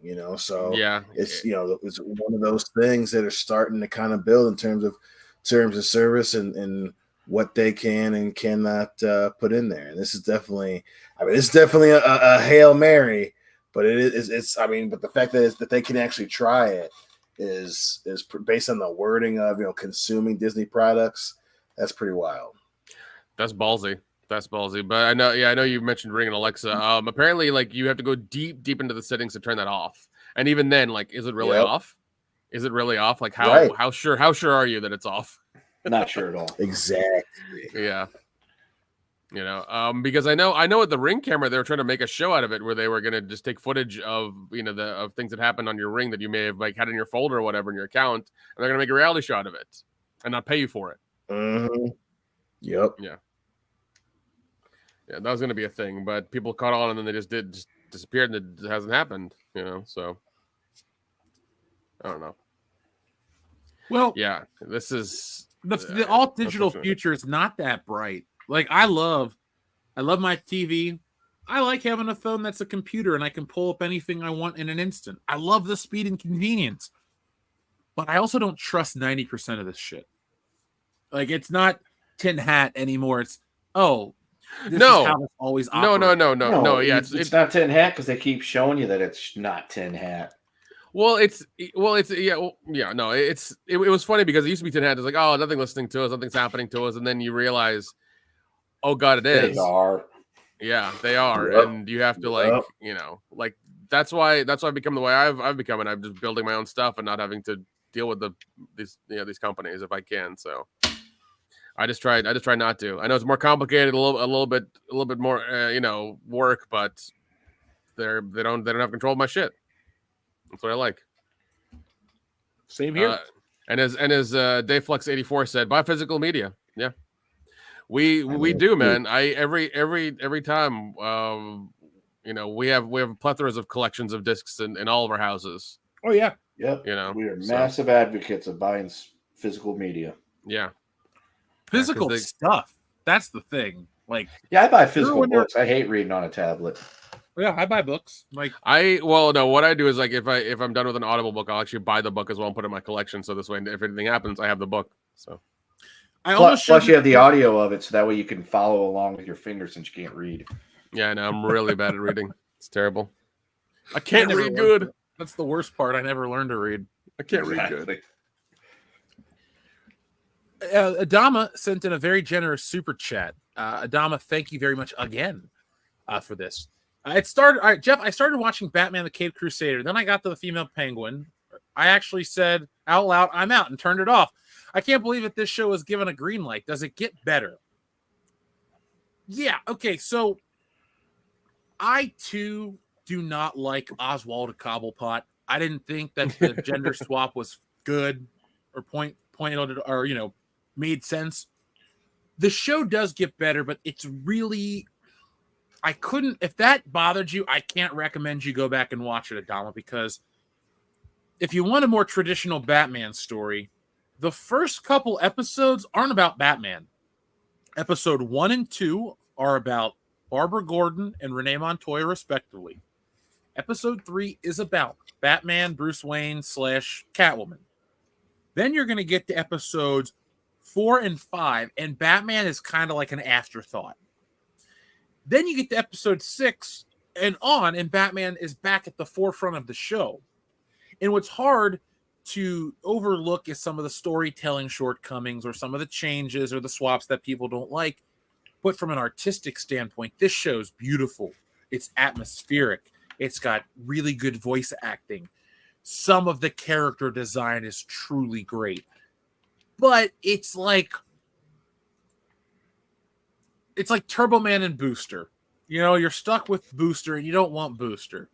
And so Batman Cape Crusader is Turbo Man and Booster because you're stuck with the modern day crap that you get stuck with in this 40s aesthetic. And I understand that Script Doctor and other people will say, well, it's a show that looks like the 1940s, but it's 2024. That's not really what they're trying to do. But, you know, since there's enough documented evidence that people say it, I can see where they're coming from. Personally, I think they were trying to shoot for the 1940s, and they go back even more than you would, because the animated series is such an ambiguous time, because there's supercomputers, but there's dirigibles, there's the Art Deco design, but then there's, you know, a VCR and shit like that. This show takes away all the technology, and you're just in the 40s. Batman has a radio. Batman has a map. Like, that's it. It's very low-tech Batman, and that's cool, and I like it. And so that's the real tragedy of the show. To talk about it, you do have to talk about all of it. And if 40%, let's say 50% of the show doesn't really focus on Batman and falls into some of the same modern-day pitfalls that other entertainment that we dislike does, well, then I believe that affects the score. So, Adama, if you'd like a longer version, a beat-by-beat version of what I dislike, please check out the review. I'm very happy with it. But I'm happy to answer anything beyond that, Adama. I'd like to thank you for your generosity tonight. We really appreciate you, man. Mm-hmm. But that's it. The show has a really great episode in episode 6. It's about the Gentleman Ghost. Batman fights an actual ghost. They go there where it's real supernatural. It's not some Wizard of Oz, don't pay attention to the man behind the curtain garbage. It's an actual ghost. It was cool. Batman fights some Village of the Damned style shit. That was pretty cool too. And then there's a pretty satisfying finale. So it is just difficult to rail on that show completely because it does have some cool moments. Mileage may vary, though, if the changes in the quote-unquote wokeness would change your opinion. But it is in there. It is definitely a part of the show. Nice. Question for the audience. Do you prefer Art Deco or Art Garfunkel? Answer in the chat. Next time I see you, I'm going to slap whatever cheeseburger is out of your mouth. All right. That was actually a great one, dude. I'm just fucking with you. Brett Cohen, thank you very much for your super chat. Get to know your local cinema owner managers. They will buy you another ticket and find you a seat. Stop supporting donkey kids. Move on. What does that mean? Donkey kids. Oh, don't like Pinocchio? Kids? Come on. No, I think he's trying to boy. supposed to be a comma before kid. He's calling us like, don't fall for the donkey. Oh, I'm sorry, Brett. I just didn't get that message. I'm not trying to sound silly. You know, I advocate you do get to know your local theater managers and people. I befriend all the people at the concession stands because they hook you up. They hook you up. I just like to talk to people because it's like I try to gauge some public opinion. I try to gauge what they may have seen working in a theater. You know, just trying to see what people are talking about. But they're all fairly nice people. But yeah, be friends with the managers too. You never know when you'll make friends. TLJ Screwjob, thank you very much. What really chaps my ass, to quote Dumb and Dumber, you didn't have to put that on there. I knew what you're talking about. It was the free trial in 5 years ago. No money, still holding the guy over a barrel. Wait. That just pisses me off. That just really pisses me off when they do that. There you go. And keep the Dumb and Dumber thing going. Did I miss something with the free trial in 5 years ago? I'm sorry, I missed. I was talking about the Disney thing. Oh, the Disney okay. thing. Sorry. Thank you. Okay. Yeah, that is ridiculous. A free trial negates a wrongful death lawsuit. Come on. When they were clearly negligent. Right. Like those people, I I don't have allergies, and I find vegans annoying and all that crap, just like everybody else. But when somebody says, "Hey, you can't eat this thing, I will die," that's important. Mhm. Yes, it's annoying. Yes, you're like, "Oh man, am I going to invite Margot to the barbecue because she's allergic to coleslaw and that throws off?" Like, I get it, but it's like you're a business and you can't have people dying on your land. It's just bad business. Can't have Dude. people dying on your land. Baby OJ at his daycare, there's literally a sign outside his door and every other classroom that says, "This is an eggs, nuts, shellfish, all the different things that the kids could bring to eat that they could get all their hands in and touch another kid and send them into anaphylactic shock over, free zone." That is why are it wasn't like that when we were growing up. Do people just have more allergies now? Or no, because, I have no idea if they have more allergies now or not, but yeah, you didn't hear about that a whole lot back then, and I don't know what it is, but at the same time, those places don't want to get sued, and they also probably don't want a kid to die on their watch of anaphylactic shock, but at the same time, they all have EpiPens, there's multiple EpiPens, and we all have to get EpiPen training of how to find it, how to use it, how to jab them in the leg. Listen. Just watch that scene of Nick Cage do it in The Rock, where he has to jab it into his heart. Just watch that; you'll be fine. That's not how you use an EpiPen at all. That is not life advice from Nick. Please Clear. No. Folks, if you need an Green EpiPen, smoke! Green smoke! I got green smoke! You need to give somebody an EpiPen. Do not jab it into their heart like an adrenaline shot. Listen. If it's a little kid, the needle will make it into the heart, and then they'll be fine. Okay, it's all right. Meaty part of the thigh. Meaty part of the thigh. This isn't Pulp Fiction, Nick, and it isn't Amistad either. I bring an OD and dick to your house. Yeah, do it more like how they give morphine in all those war movies. Just a quick, and you hold it there. There you go. Yeah. I am not a doctor. That's not medical advice. No, he might look like a doctor you've been to, but he's not a doctor. If I can play a doctor for 5 minutes in something, my mom will be very happy. Nick, like you finally made it, but only briefly. Kind of. Xavier to God, thank you very much. One thing I like that is before watching Deadpool and Wolverine with my family, the Captain Falcon trailer played, and my mom asked me, "Isn't Captain America white?" I said, "Yes." I feel sorry for Anthony Mackie, man. I really do. He is not going to win this one. He's not, but I mean, he's talented. I like a lot of stuff he's in, but it's just this ain't you, bro. Yeah, you're the Falcon. They set you up for failure. They put you in a position to fill some mighty huge shoes. Yeah, and it I don't ain't gonna think happen. anybody could fill the shoes of Chris Evans playing Captain America. And I'm not saying that he's the world's greatest actor.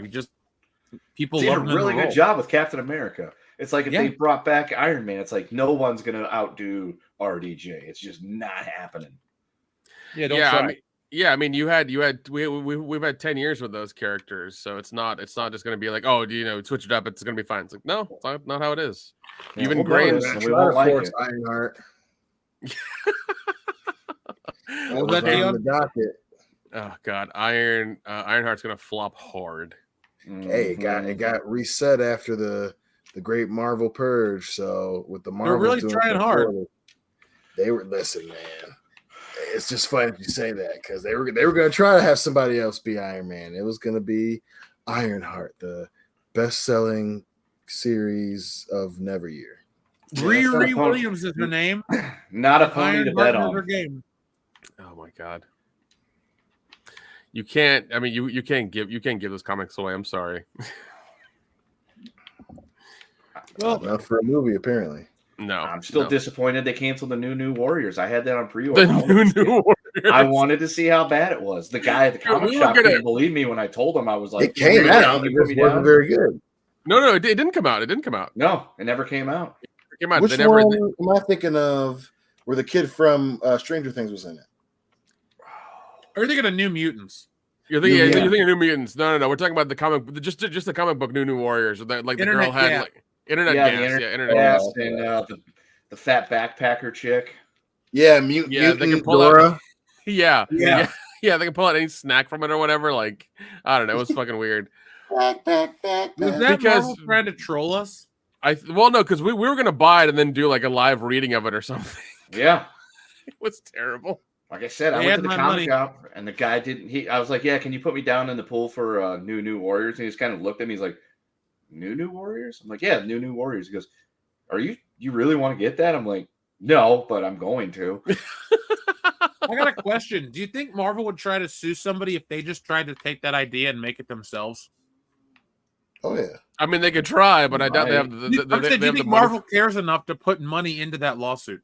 No. I would like to think no, because they didn't care enough to put money into printing the comic book. That's what I'm Yeah, saying. Somebody should they just go didn't- ahead and make a comic. Yeah, they haven't cared about their movies in a long time either, so I doubt they would care Right. about that lawsuit. Because the best thing they can do is not give it attention by suing somebody who does that. So, you know. Yeah. They Kind of wanted like, to go away. kind of like the article with the person who died. You know, the fact that it's all over the news is really bad for them. Mm-hmm. It does not look good. No, nope. I hope there are more than a few Disney Plus cancellations. You know who else is all over the news, Dion? What's that? Our girl Ray Gunn. Mm. What? Adam Alford says New Warriors was leaked. Yellow Flash did a video about it being leaked. I gotta check it out. I want to read Oh no, we need to have this now. We need to acquire this. it. Nick, I look want into the New leak for us, Warriors. please. I will try to find a PDF of it or something. Maybe I need to go to one of those sites where you can read comics and see if they have it.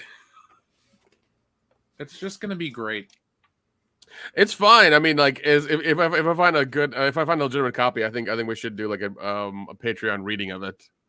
Yeah, we gotta do a lot more Patreon stuff. Yeah, There's I think people- I think that'll be hilarious. We'll do stupid voices and be the characters for a bit. It'll be funny. I call. I don't care. You're going to be that one character. Yeah, you're gonna be the one character, the tall one. Yeah, Perfect for you. yeah. I'll be the guy who was in that thing that came out last year. There you go. Yeah. There you go. I know what you're talking about. That was really good. That was really good. Ooh, Navy SEALs. Hmm. I still have not seen Navy SEAls. Neither have I. It's an 80s movie, man. Or early It's got 90s. Charlie Sheen in it. Michael Biehn. Oh, Michael Biehn. Yeah, he did. Maybe that's what we should do. Later this year, for Veterans Day, let's watch Navy SEAls. Or Delta Force. Well, see, Delta Force is actually really fun. I'm not sure about Navy SEAls. I've never seen it. That's okay. All right, fair enough. Fair enough. Because, it's got Chuck Norris in it. I'm down for all of these. Oh man. Oh, Dion. Oh man, I forgot to save it. Shit. I had this terrible hurricane movie that I had thought I screenshotted to watch. Mhm. It had well, I gotta go into my Google search history now. Never mind. I'll look it up later. Fuck it. Can you kind of describe it? The problem is it's like Was No, I it called cannot. The Hurricane with Denzel No. Washington? Because it's not actually about a hurricane. I tell you the story of the hurricane. The authorities came to blame. Don't worry about it. I'm not gonna hold up a show looking this Okay, up. all right, fair enough. I did want to ask your guys' opinion on something though. Dion, you and Kendo are more sports guys, but this is entertainment related that I think everyone will get a chuckle out of. So Tom Brady's wife was told by the court that her millionaire husband doesn't own anything after she filed for divorce and demanded half of his property. All of his properties are registered under his mother's name. Mm, That meme that's popped up. hilarious. What do you guys think about old Tom Brady's sly tactics? I respect him more than I used to, which was not very much. But you know what? That's a good play. That's some fucking gangster shit. Like, That's some 40 checks. Stuff. Yeah. Didn't a European soccer player do that shit too? Like he got married to a Probably. woman for like 5 years, and then she's like, I'm gonna take him for all he's worth, and then she realized he's worth like 350. Probably. I mean, That's what a lot of them do. yeah. Well, because they get targeted like this, man, all the time. So, Which is weird because the prevailing joke for the longest time was Tom Brady is so successful. He's one of the greatest quarterbacks that ever lived, yet his wife makes more money than he does. Because like Giselle's like top A tier model for so long that she was like raking in the dough that, you know, Tommy had to work extra hard for extra longer to get even close to what she was making. But, you know, just shows you that's how it goes sometimes. yeah. But then they had that roast, and then she got real pissed at him. It's probably why she went after half of his shit. She's like, I'll teach him. And then he's like, ah, bitch, good luck. I saw it coming a mile away. I got nothing. Yeah. She was never going to sign a prenup, so this was the next best thing. Just Hey, that's what happens. Sometimes you sacrifice a little bit extra for that last Super Bowl. Maybe that's what I should do. I mean, I don't own anything, but just in case I ever do own something other than, you know, a Jeep Compass with a bad transmission. That just went down when you said it like that. oh man, yeah, maybe, yeah, probably should.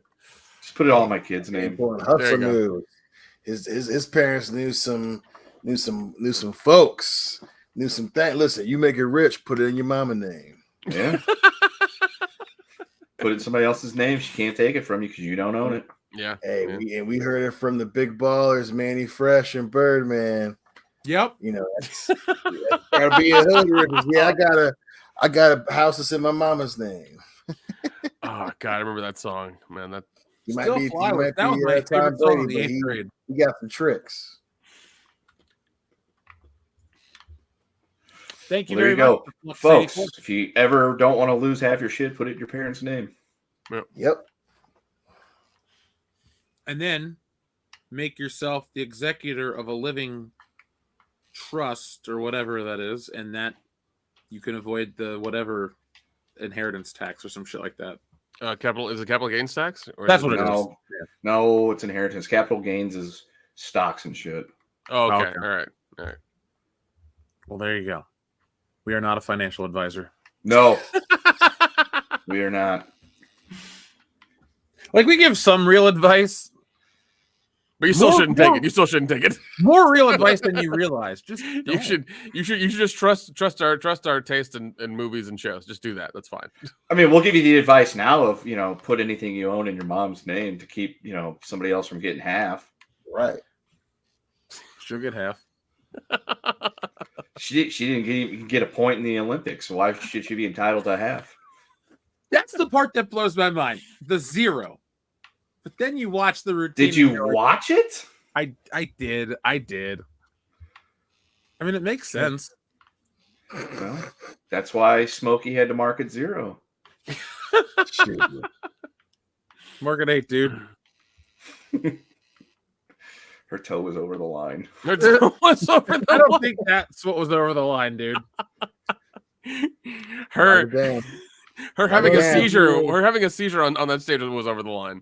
My favorite maneuver of hers was where she laid down and did some weird like crunches. Yep.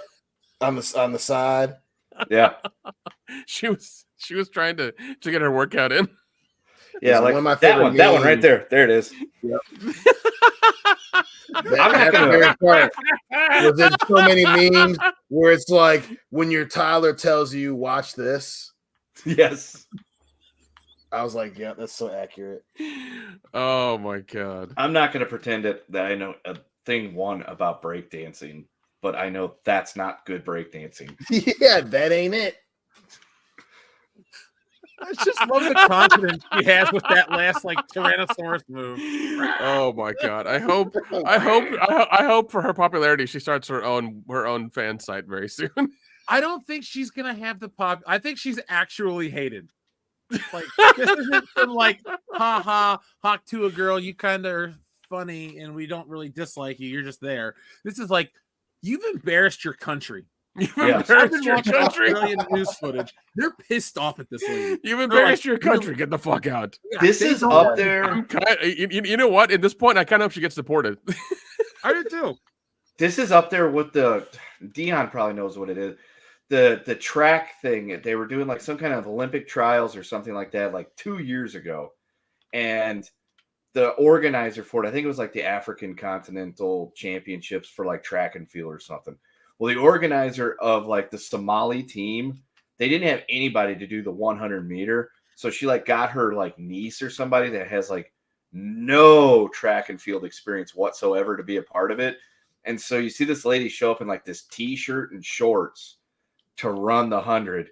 And, you know, gun goes off. You see 7 other people just bolt. All these 7 other ladies just take off flying. And this lady hustling as hard as she can, like 6, 7, 8 seconds behind everybody. And it just got even further behind. It was one of the greatest moments in sports history. So funny. So funny. God dang. That's like it happens, you know, new, especially in, you know, new sports or sports on new stages, but damn, that was wild. Mm-hmm. That God. that just blows my mind how great that is. I'm sorry, like I can't believe that's real. It's too It is, funny. Jeff. It really You'll be able to tell your Oh. grandchildren about the time in the 2024 Olympics in Paris where you got to see the Australian breakdancer lady, Ray Gun. Oh, God. I just like how they're gonna get rid of pretty much breakdancing now. They're like, yeah, that was a bad that was idea. that was a mistake. That was a mistake. That was a mistake. This lady single-handedly ruined the Olympics, or maybe single-handedly saved the Olympics. Which is it, guys? Probably ruined it. Yeah, they ruined it for breakdancing. I'll tell you Yeah, I that. was going to say she ruined Yeah. it for breakdancing. I don't think she ruined the Olympics. There was a lot of other things going on in the Olympics that were really good. Some other things that may have ruined people's perception of the Olympics, but, you know, I Like what? enjoyed it. It was I can tell you that we had like a very celebratory atmosphere in our house for a couple days because the Filipino dude won 2 gold medals for like the first time ever for the Philippines. Oh, And it was nice. in gymnastics. So I got to watch men's gymnastics for a little bit for a couple days and watch my wife celebrate like a crazy person that her country won 2 gold medals. And she kind of tangentially knows the guy. Oh, nice. So it made it even better. Nick, anything that you want to say at the Olympics that none of us really watched? Outside of Kendo? I was actually gonna mention another article or something that I looked up. I think it's kind of you know in the same vein of failure. Oh, I love it. The Boeing Starliner astronauts. Let's see. The Boeing Starliner is still stuck in space on the International Space Station, and it will be up there until 2025. The 2 people who went up there will get rescued next year. Oh, Oh, Jesus. damn. So they got to sit in space for like an entire year waiting for the rescue mission. Yeah. So here's what's also funny is that like to make sure that you know, and mind you, the 2 astronauts are like you know they're military, they're Navy, they're used to these kind of things. That's why they put them in this. But do they have enough supplies to last them a year? Oh yeah, they do because Oh. SpaceX, which is reliable, sent supplies up to the International Space Station like I think this week or last week. So Oh, they're good. good. Have fun. Supplies are fine. The thing is that the actual Boeing Starliner spacecraft is a lemon. It almost didn't make it to the International Space Station because as it went up, I think some of the thrusters like didn't turn on, didn't thrust, but they had to kind of like float to the station. But they made it. It like locked on, and you know they were there. They're there. But also one thing that's really funny is that they're only supposed to be there 2 weeks, and I think the thing went up. They went up June 5th, and it's August. Bad year for Boeing. Yeah. They didn't even bring extra clothes because like, oh, we're gonna only be here 2 weeks, and they didn't bring the extra clothes because it was a weight issue, and they wanted to make sure it was as light as possible so they could make it. And they're just probably wearing the same underwear for like they have been for the last few months. Oh God, no! I don't know how laundry works in space. I don't think they have spin cycles up there. I'm Yeah, gonna go out on a limb. I don't think they have those things there. You still Oh. stay in space, Nick. Yeah, but apparently the way they're going to get rescued is that SpaceX is going to send up a Dragon capsule to bring them back down in February of next year. That's kind of cool. We should document the return, Nick. Like, we should go on to Google, or no, we should go on to Spaces over on X. Oh, definitely. But yeah, because I've been keeping apprised of the situation. I'm just like, wow, they really fucked up because they've done diagnostics, they've figured out the problem, but they just don't trust it with people inside of it to come back down safely. So they're actually going to, at some point, I think they're going to push it off and let it land, automatically without anybody inside of it. So this way, they don't have any debts or their stock price doesn't go any further into the shitter. But yeah, it's just sitting there docked like an asshole on the International Space Station. Just a big hunk of junk. How, as a civilization, we have figured out how to send people to the moon. We have figured out how to send people to the moon, their spaceship break, and come up with some kind of gadget to get them back home safely so they did run out of air. And this was 50-something years ago. But now, if the spaceship breaks down and people are stranded, your rescue will come in about a year. We don't have anything where we can just scramble and say, well, I mean, here we go. Let's go. We got to get them out of here. Well, they're not in danger because they're like I said, they're reliable. I'm sure they're not happy. No, of course they're not happy, but at least they have food and water and entertainment, and they're living in space. It's not the best, it's not the most ideal situation, but at least they're alive. You can only watch the same streaming shit over and over so many times, Nick. It's gonna get old, and one of them's gonna kill the other one. Space madness. Or they're gonna play some space tummy sticks at some point because they're gonna get bored. You gotta poke on something. Yeah. Oh God. Well, I mean, I forget how many actual people are on there at any given time, but there's at least a handful for sure. But no, they have constant supplies because Uncle Elon's reliable in that aspect, and probably only that aspect. But no, they're constantly getting food and water. Yeah, they're constantly getting food and water, so they're good there. It's just trying to get back down is the problem because of schedule stuff. They can't just crawl into the capsule that brought them their food because it's not rated for people, so it wouldn't work. They have to wait for an actual manned one in fucking February because that's the schedule. That's the way you play. Why does it have to be man, Nick? Why can't it be woman? It's 2024. There's a reason. There's a reason that in Arabia, I think in 2019 they had perfect drivers until then because they let women drive. In Arabia, he says. In Arabia, thorny. Is that the type of stuff they do in Arabia? They're thorny. How the fuck should I know?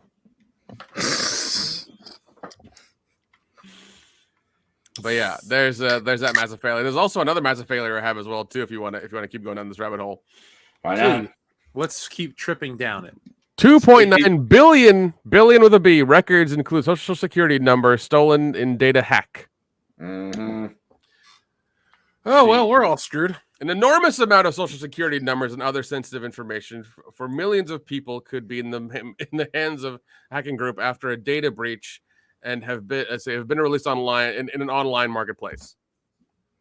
The hacking group USDOD, that's weird, claimed it had allegedly stolen personal records of 2.9 billion people from national public data, according to a class action lawsuit filed by U.S. District Courts in Fort Lauderdale, Florida.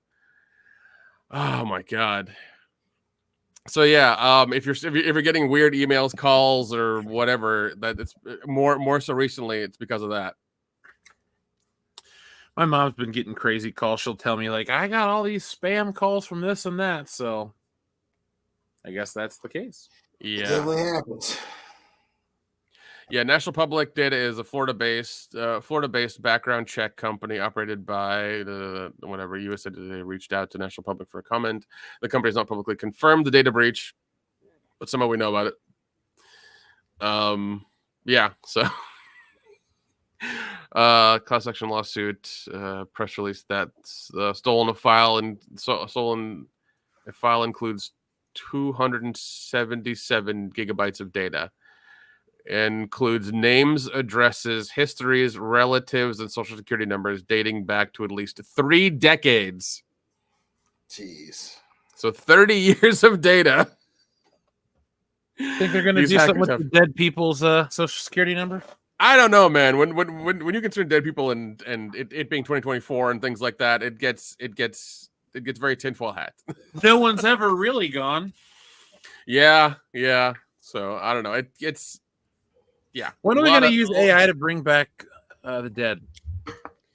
I don't doubt that because that's a thing that can happen. I'm sure there's going to be somebody who's making a service about bringing grandma back from with just plugging all of her emails, tweets, and phone calls, and they'll get her back.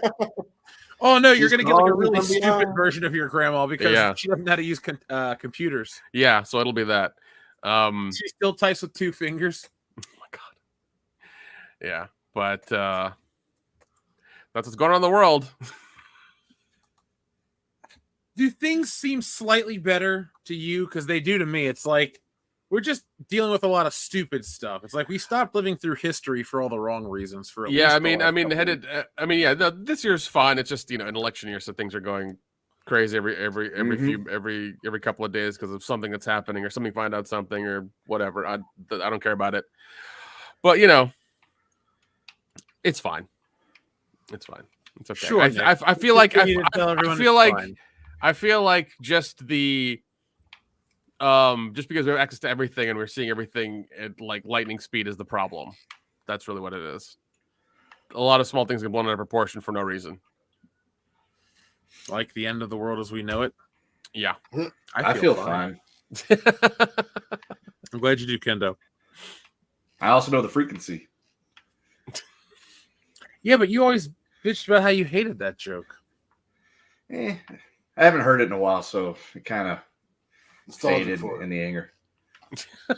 Yeah. Noted. Well, let's check in with our audience because they got some messages they would like to say to us. Xavier to God has a fun one starting out. My top 5 WrestleManias. Mine are 1, 28, 2, 17, 3, 31, 4, 30, and 5, 21. You have some solid WrestleManias here, my friend. I was at 3 of them. So, my top 5 are 17,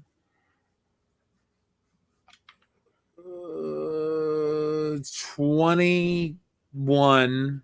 These aren't in order, but I do like WrestleMania 21 quite a bit. Oh,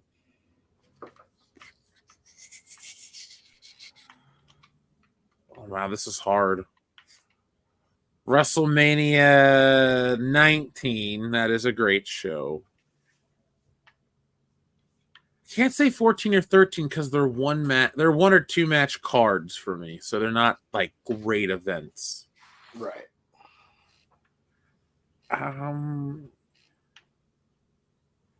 God, sorry, I'll throw I like WrestleMania 22. No, I don't like WrestleMania 22. I'm sorry, I don't.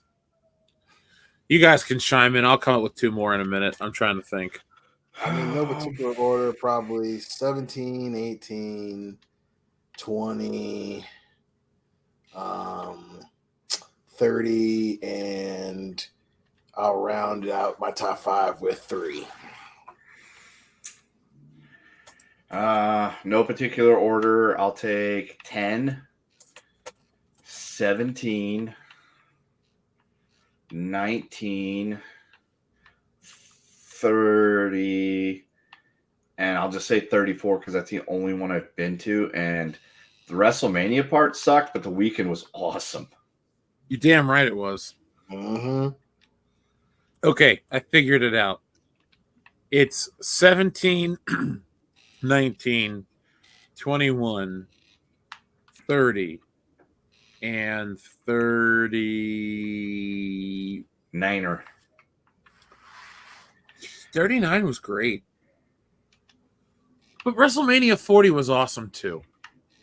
Yeah. Fuck, I'm just going to be a fanboy and say 40 is number 5 right now. I'll There you change go. it. Brett Cohen, thank you, says, y'all racist. White girls can dance if their hubbies pass them through the trial. Something to be said for nepotism there. Facepalm. That's true. That is one part of the scandal, is that I think our husband was in charge of picking the people to go to represent them, and he, selected her. So that was a rumor. I guess it ended up not being true. But you could see why people would believe that. Exactly. But apparently according to the local B-boy and B-girl community, I guess they were saying that's just where Australian breakdancing is. Wait, some people were actually justifying the way she danced as normal? Yeah, they were just saying, because they're like, oh, well, it kind of just got to Australia, and she won that event, and which ended up not being her husband and coach or whatever. But yeah, they're just saying that that's just where Australian beatbox or breaking is. So wait, hold on. Okay, so Australia just got breakdancing like last year. This is what happened, and this is what we got. To be fair, Australians are by and large a bit, of the odd duck, so that could be true. I'll message my buddy Chris Wicks, our friend of the show, Chris Wicks. Like, hey, is this what Australia's really like? Have him confirm this, please, because we need. I was talking to him the other day. Get him to record a reaction to her. We want a real Australian's reaction to Ray Gun. Please. I can only imagine. It'd probably be just as bitterly disappointed and unhappy as it is on the regular Saturday and Sunday during the Premier League season when we're complaining to each other about Manchester United. The greatest freaking football team in all the land. Woohoo! Not anymore. My baby takes the morning train. Oh, man. We have a fun one from our friend Brett Cohen as well. This is from Brett Cohen as well. He says, don't commit crime. Government wants a monopoly. Yeah,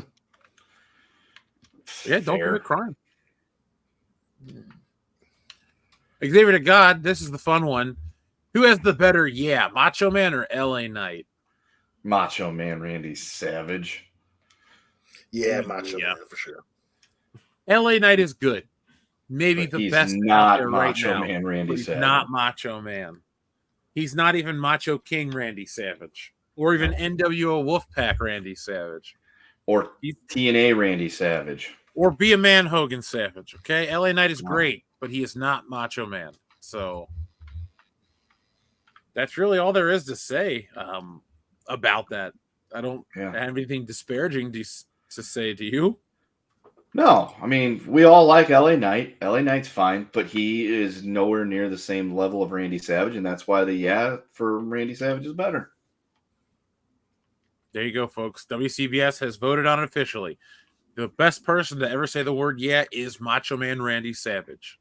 And he didn't even say he didn't even say yeah. He said, oh yeah. Oh yeah. Dig it. I do have information on the FX Alien show. It's called Alien Earth. Back to Earth. Welcome to Earth. Yeah. Alien Earth serves as a prequel to Ridley Scott's 1979 film Alien, which kicked off the franchise and is now comprised of 8 films. So it is a prequel to the entire franchise. I think we're too far now. Agreed. So that ship has left Space Dock. We've watched their first interaction with this alien like multiple times. You can't keep building to the same first reaction. It's the same story. Listen, you're preaching to the choir here, man. I'm with you. All right, it's just you don't look very angelic, Nick. Oh, I'm trying to look up the information, trying to get the start date for it if I can find it. Well, you take your time with that one, Dion. You're not looking very angelic. Do something about it. Hurry up, quicker. What's on your T-shirt? Whitney Houston. I thought it was a woman, but I didn't. I didn't know which one. I was pretty sure it was Whitney Houston. I'm like, that hair looks like Whitney Houston. I don't see a bathtub. It could have been Janet Jackson. Yeah, that's true. Miss Jackson, if you're nasty. Well, are you? You know Oh, him. He is. Miss Jackson. I love this radio filler. It's like, All right, there's no release date. It's just 2025. There's no like first quarter, second quarter, nothing like that. We're not. I haven't. Yeah, there's nothing. you and I will have to. We'll all have to review one of these shows, so we can finally be like, "Hey guys, let's talk about this." We'll have fun. Let's do something. It doesn't have to be Alien, but we'll find something to all watch. Oh yeah, That works. Yeah. Get some synergy back in this biatch. I almost said Road Dog style, but that just makes no sense. No, it doesn't. but yeah, no, we'll review that show and see how terrible it is. Because I don't know how you're gonna make an Alien TV show without the aliens. So Yeah, it's kind of like a key part of the entire thing. It's in the title. yeah, why not just follow some fucking Marines who are trying to go from planet to planet to planet to make sure there are no aliens on there? Just do that. Exactly. I'd rather watch a whole season of that. Just because then you have your core team of ridiculous Marine badasses in their uniforms or whatnot.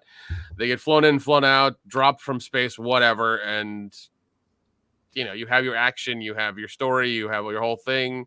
And maybe a couple die every season or whatever, and they get replaced or something. And they're trying to go from planet to planet, swooping out the aliens, making sure they can colonize it through Wayland. And obviously Wayland does some hinky stuff as well because it's a intergalactic corporation. So you have various sides you can play. Yeah, plenty of stories to tell. But no, we're gonna go back before the beginning and try to tell a better story than Ridley Scott did in '79. Good fucking luck with that. Just treat it like Tour of Duty, but in space. It'll work. Yeah, exactly. Just do that. Deflux 84. Hopefully you do make it to WrestleMania on your vacation because we go to WrestleMania. Come hang out with us. Dion and I, we've hung out with many a fan at WrestleMania over the years. Dion, Mm-hmm. Yay. we've even had nice little meetups at that bar. Mm-hmm. Where else did we have one? We had a couple. They're fun. It's just a nice way to make WrestleMania fun. We could definitely do one next year. Yeah, I'll be there. Oh yeah, you will be. I need to buy my tickets. Xavier, they haven't even gone on sale yet. I was just reading. Oh, I'm not going to WrestleMania. I'll just be, in Las Vegas. Fair. I gotta do both. Rate these things from least to most important to the Attitude Era. DX, Stone Cold, Brothers of Destruction, The Great One, and Mick Foley. Stone Cold is the most important. I'm assuming by the Great One he means Dwayne. He's second most important. DX is third most important. Brothers of Destruction are fourth most, and then poor Mick is only fifth most.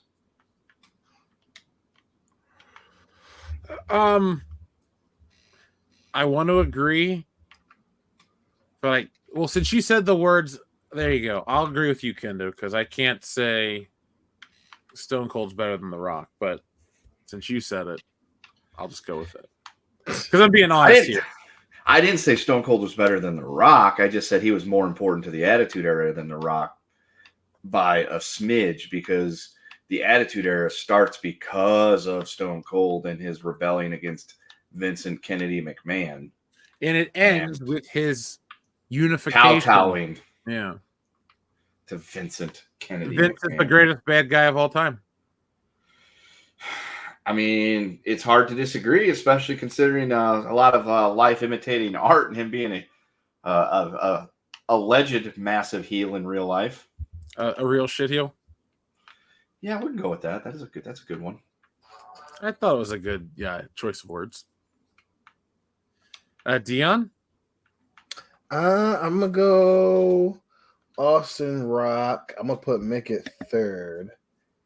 DX, and then the Brothers. The Brothers were the goofy part of the Attitude Era for sure.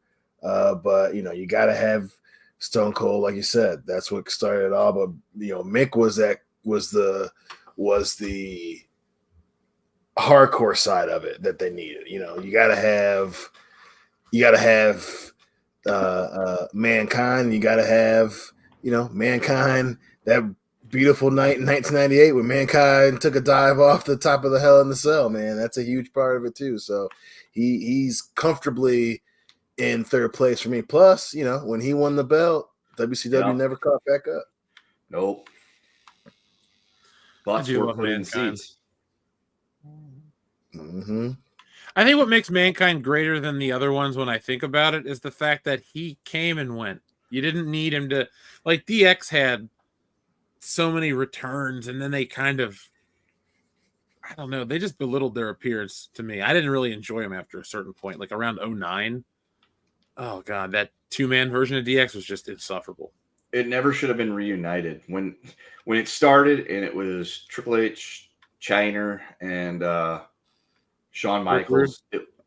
Yeah, he was there too, but mostly just those three before Rick Rude, was able to get himself to be on Raw and Nitro at the same time. An impressive feat. It's very impressive. Never been reduplicated. That iteration was really good and it was extremely entertaining, but it did not take off until Shawn Michaels went away and they brought in Road Dogg, Billy Gunn, and X-Pac. That's when that happened. That version of DX is what everybody thinks of when they think about the Attitude Era. That's the best. I don't know about all that. I mean, if you say DX and the Attitude Era, the other thing they're going to think about is Shawn, and Triple H next to Mike Tyson. I think the bulk of it is the foursome stable there. But the I should say the highlight version, which was great for everyone that wasn't necessarily an Austin fan, hardcore Austin fan. You had goofy ass Shawn Michaels and Triple H and Chyna telling people to suck it, So good times. I miss when you had that many great factions, and God, look, wrestling's pretty good these days. I can't dump on it like I usually, you would think I would, but it's not as great as it used to be. But at least we got to watch it at its peak. That was most things aren't as great as they used to be. That's true. Enrique says, Dion, I don't think that's true. Maybe they're trying to justify it. Watch the male Australian breakdancer, and it looked like breakdancing. Number 57, please. Could be, but also, female breakdance is going to be a little bit different, and apparently that's what a lot of the local, as far as you can believe in terms of the folks who have kind of chimed in online, kind of appears to be the general consensus from a few of the most well-known people in the space. But yeah, that definitely could be them trying to save a little bit of face because they look silly as hell. I will agree with you, Dion. Female breakdancing was definitely very different. At least one of them was. I'm sorry. This just popped up, and I got caught watching, her going down the aisle in a grocery store. The memes. That's what makes everything. That's the best part of the whole thing. Enrique, here's the button that you requested. Yo, first off, you want to work out with me? Take your clothes off and lay on that bench. Whoa. Seriously, take your clothes off and lay down on that bench. You want to work out with me? No.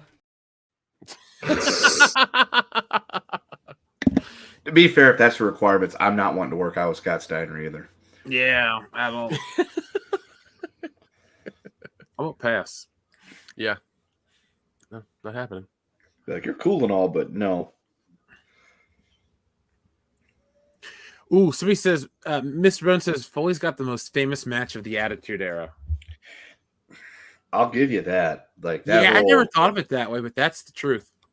But of that match, what part of it got the most attention and the thing that everybody talks about? Foley falling off the top. Oh, I thought we were talking about when he won the title. I was going to say that's when chaos is ensuing and you hear the glass shatter. And, that's like that pop was like probably registered on, the Richter scale. And then he comes down and blasts Rock in the head with the chair and just drags the body over there and storms out. Oh, that was a great match. I might watch that before I go to bed. You should. I revisit that every now and then. God, that was and watching it live was just Back when wrestling could make you excited, I used to love that feeling. Mm-hmm. Now I'm just like, oh, that was a It's good there. match. It's better than it used to be where I would be pissed. Dion, we lived through the darkest times. When you were telling me about that stupid kid you interacted with this week, Yeah, I was dude. like, how did you not slap him? Almost happened. Almost happened. The grown ass man at work. I was just like, shut up. I don't want to hear how much you love John Cena. Get out of here. Yeah. Grow up. You can't see me. Mhm. You don't can't wanna see me. Barappa don't.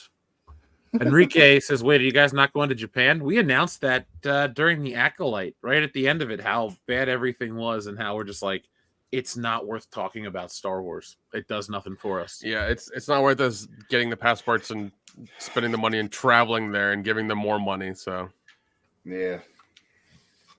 rather do something we actually like. Yeah. Xavier to God says, why are The Rock, John Cena, and Batista successful actors, but Hulk Hogan, Stone Cold, Triple H, and others couldn't be or aren't? Ooh, that's an excellent question, boys. Who wants to attack it first? Can I give a theory?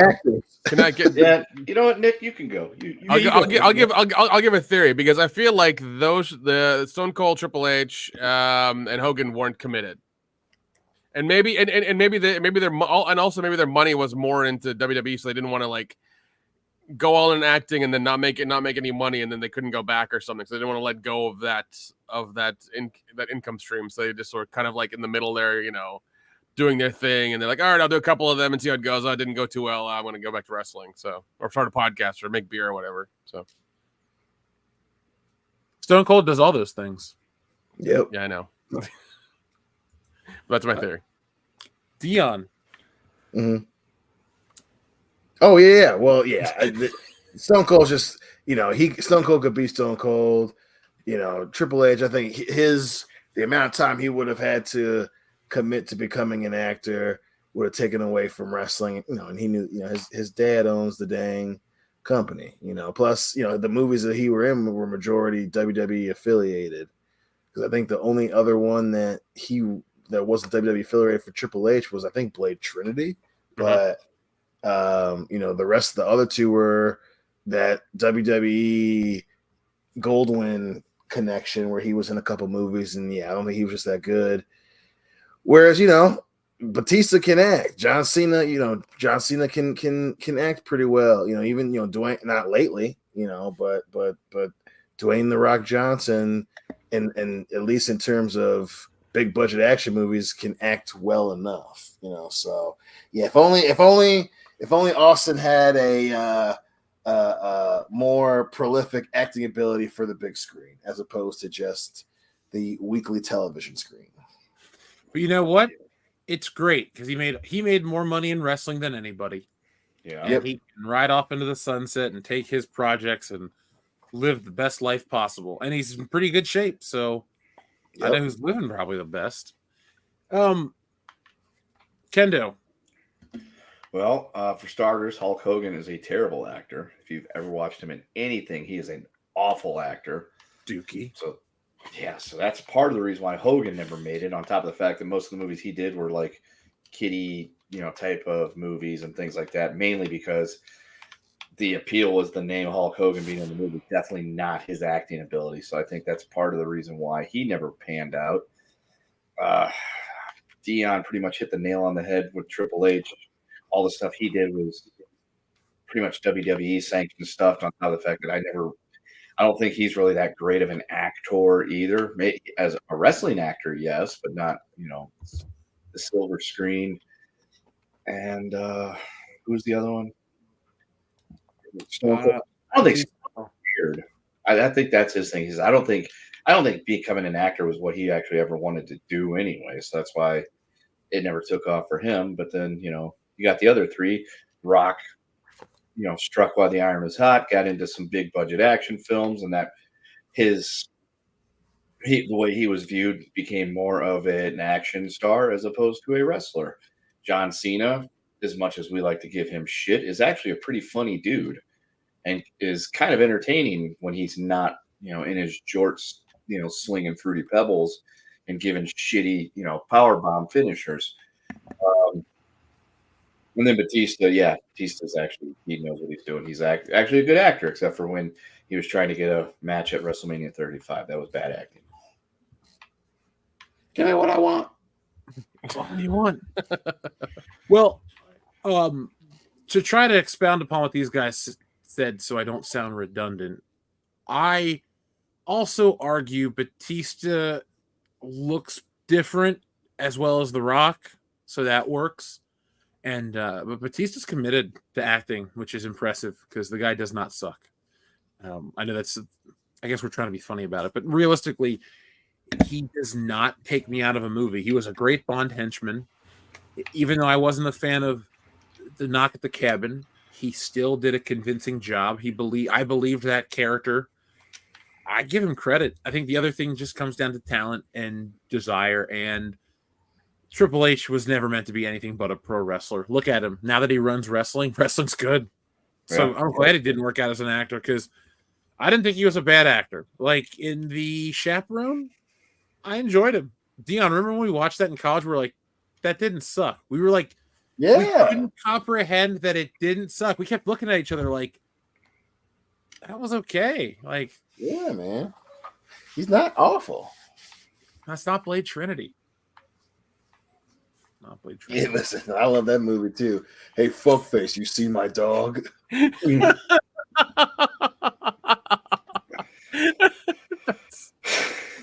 Oh man. Oh, that happened. Yeah. Donna, thank you very much again for your generous super chat. Hey guys, what finisher always brings a smile to your face? For me, limited knowledge notwithstanding, it's the Stone Cold Stunner, the RKO, and the BFT. Honorable mention, Rey Mysterio 619. Those are excellent moves. Dion, what's that move that gets you going every time? I mean, Stunner's probably always going to be number one. Absolutely, for sure. But, you know, the one that for sure always makes me laugh, you know, it's just anything goofy is going to be something for me. You know, I love goofy stuff. I love, you know, just like, you know, quick one-hitter hitters like the Stunner, you know. But for me, is, you know, anytime I see a frog splash, you know, obviously it's going to remind me of Eddie Guerrero, but it's just such a goofy finisher. I love it. Anytime someone pulls one off, yeah, that's one that makes me bust out smiling. And then, yeah, 619's up there too, but it's just so silly. 619's up there too. I could watch it 1,000 times. I'm going to smile every time. Kendo. The Diamond Cutter. Bang. Yep. Bang. I do like when the people's elbow gets hit, because when I started watching wrestling, it was like a string of, oh, what's this move going to be? Oh, they always grab this guy's foot. Maybe it'll be cool when he hits it. And then he hit it a bunch, and I was always into it. So that one always got me, like, especially when I see it live. I'm like, yeah. But other moves that really get me going, I love a good spear. Like, just when you get a good snap, you're just like, whoa. Because it really it puts me into the moment. So I enjoy a good spear as well. Yeah. Rhino had a great spear. The Gore, that's next level, dude. Yep. We saw Rhino at the TNA taping. He and his wife were just driving out of the parking garage. We just waved, and they stopped and waved back. Damn. Very friendly. Rhino seems like a friendly dude. Yeah. Usually those big hulking monster dudes are actually like typically the nicest people in the world. Like Otis? You think Otis is nice? Oh, I'm sure Otis is like a giant fucking teddy bear.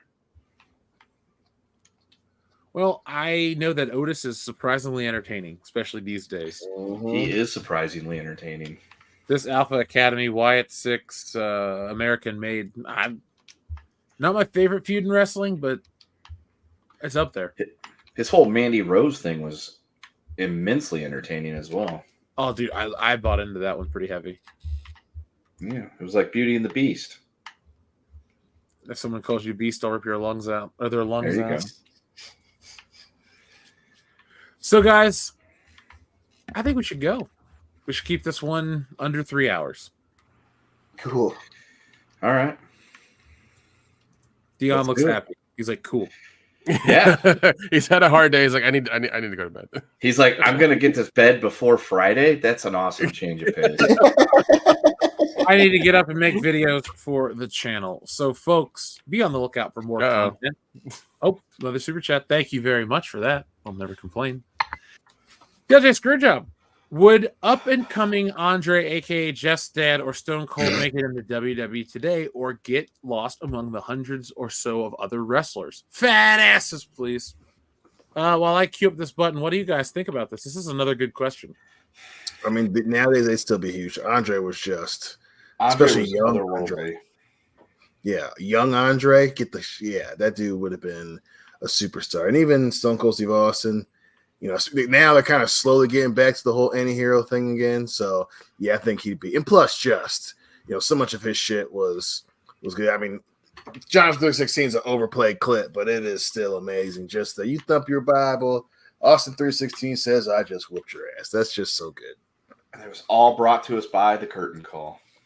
Yep. Yeah, thanks, Triple H.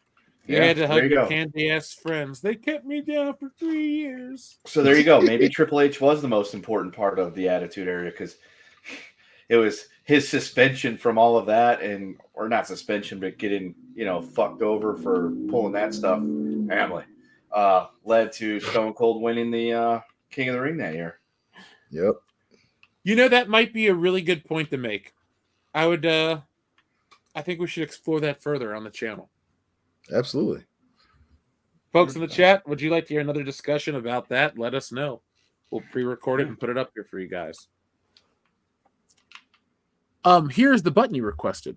Rick and Scott Steiner, let me welcome you back. Oh, Team 3D, you guys are out of your mind. Coming to Atlanta, Georgia, the place that the Steiner brothers got their start in professional wrestling. You guys are out of your mind, making it a table match, because tonight we're going to beat you at your own game. And after it's all said and done, you're going to be taking splinters out of your fat asses all night long because you got some fat asses. The only chance you have no chance, but you had a chance, is that you can run lickety-split. Because you can't run because you got some fat asses. And after it's done, we're going to have a tailgate party for all my freaks out there in Atlanta, Georgia. You wanted some, you got some. This is the big time, boys. You come down that aisle, the Steiner brothers has got something for you. Ooh, it's a dog pound. Ooh. And now Braun Breaker, Rick Steiner's kid, was he the Intercontinental Champion now? Yep. TJ Screwjob, to answer your question for me personally, Stone Cold is so integral to where wrestling is, it's kind of hard to imagine where his place would be now because you'd have to get here without him. But I don't think the WWF would have made it as full. I don't think they would have made it today without Stone Cold. No. I do think the WCW would have beat them. Oh, yeah. Oh, easily. Because the whole appeal to Stone Cold was that he was fucking rebelling and fighting his boss, and everybody wants to fight their boss at one point. They tapped into the right time, man. That and the trash TV elements of Jerry Springer and the early 90s. God, yeah. It was a sleazy time. Like, we learned a lot on TV really fast. Yep. Think about it. Like, we learned about what a BJ was from, like, presidential deposition. Yep. And telling all the different ways to tell somebody to suck it. Yeah. Common. I mean, it was a special time to be alive. Let's be honest. I don't think you can ever replicate that. But I don't really lightning in a bottle. No, all y'all out there, if you didn't live through the 90s as at least a teenager, you just don't get it. I was never a teenager in the 90s, Kendo, but I get it. No, but you were watching wrestling, so you kind of got it. And you apparently know about the BJ in the Oral Office, so there you go.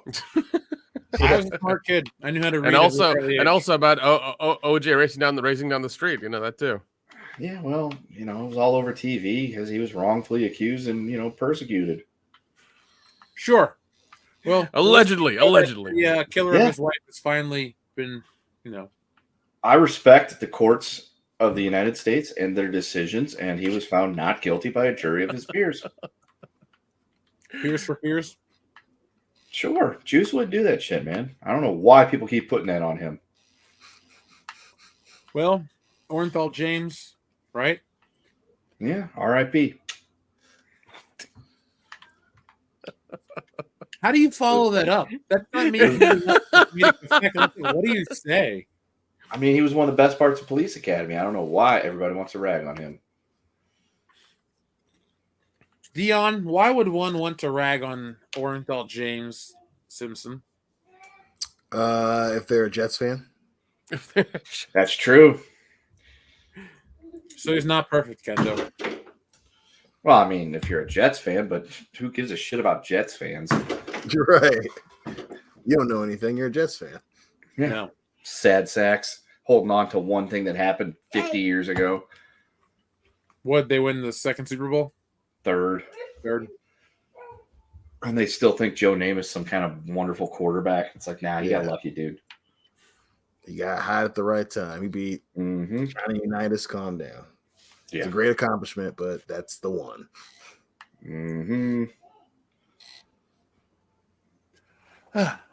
Well, TLJ Screwjob, thank you very much for that.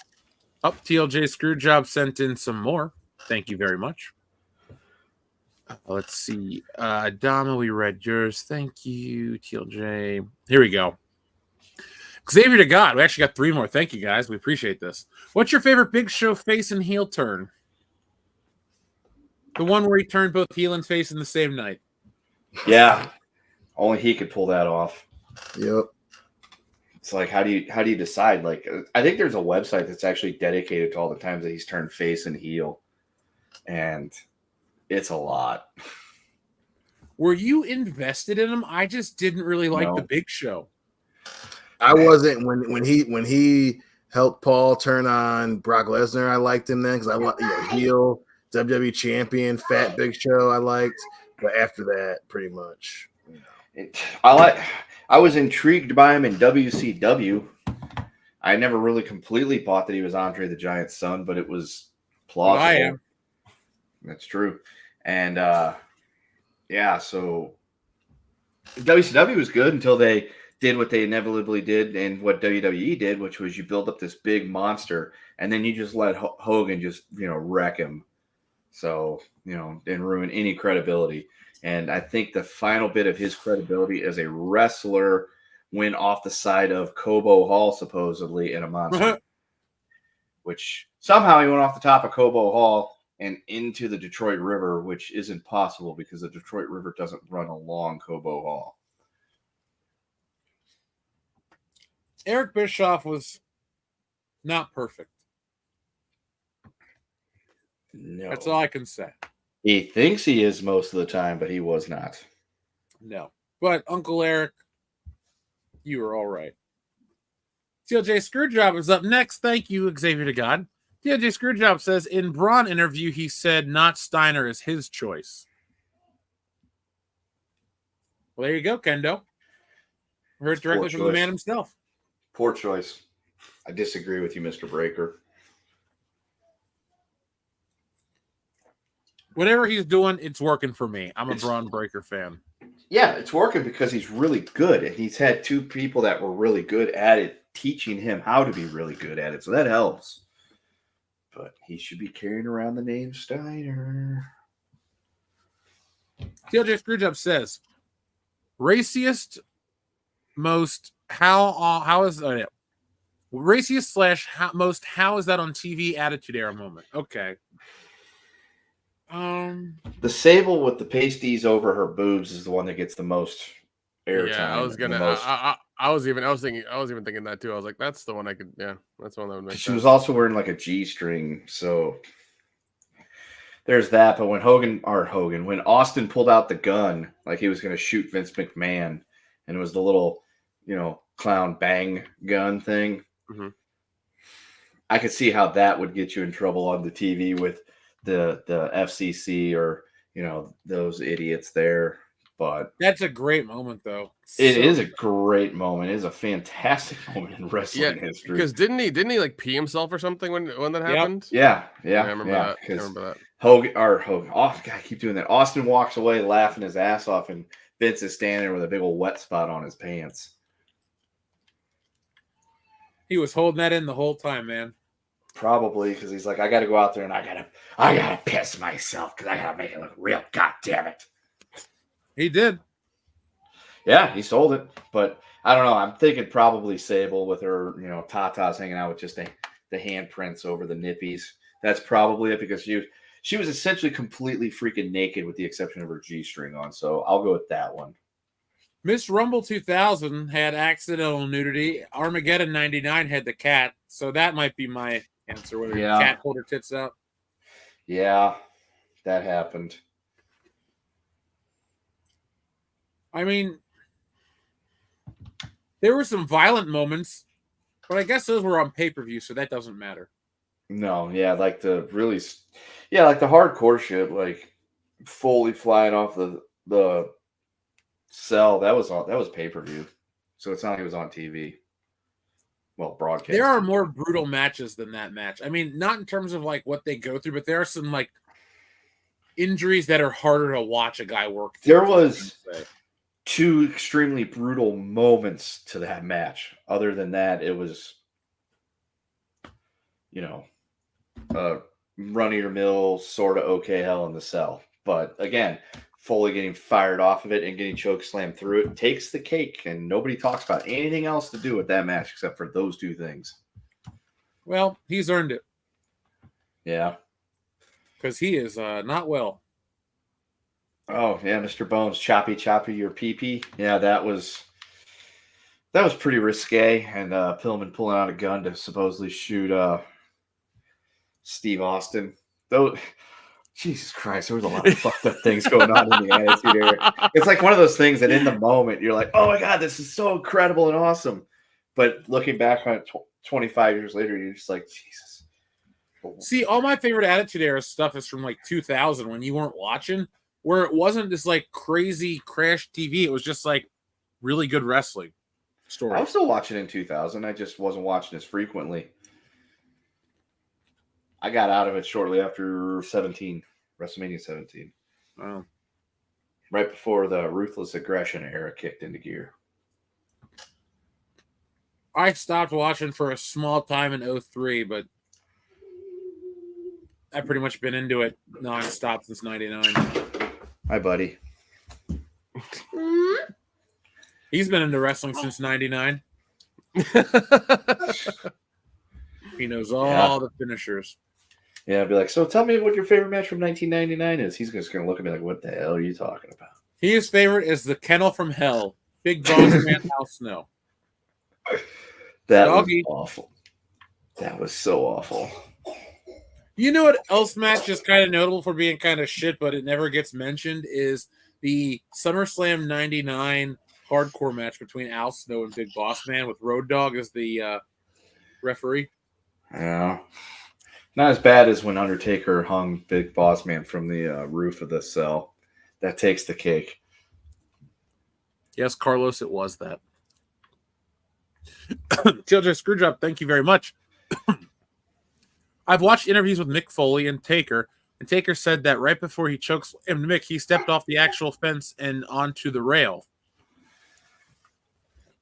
Mick or the Undertaker? I think he meant he would be Taker in this case, he means. Because he said as he was about to choke slam Mick, he stepped off the actual thing. Pronouns, pal. That's a good podcast. TLJ Screwjob, I need to see the video where they actually hang out and watch the match together, because it still blows my mind that the Undertaker is a normal person. Like, yeah, it's weird, isn't it? It's weird. Yeah, it's like, oh God, he tells stories and he's like, he's got security. I'm like, the Undertaker doesn't need security. These people need security from the Undertaker. It's how it's supposed to be. Yeah. It's like all the I know, it's just bizarre that he's real. That's all. Best gimmick ever. Very convincing. That's all. Oh yeah, he was great. So guys, anything else you want to say? Free Yayo. Oh, TLJ Screwdriver was saying if he didn't step, Taker said if he didn't step onto the rail, he would have went down with Mick Foley. That would have been a heap in the middle of the ring. What do you do? Like, both guys are fucking down. Did you send somebody out? If one guy's laying on his back and the other guy happens to be touching him in any way, shape, or form, you count the fall. Yeah, penguin. Talk about a fucking weird ending to a match. Yeah, they both go through this. They both unexpectedly go through the roof of the cell and collapse into a massive heap, and one of them just so happens to be laying on the other one, who just so happens to be laying on his back, pinned to the mat. That would.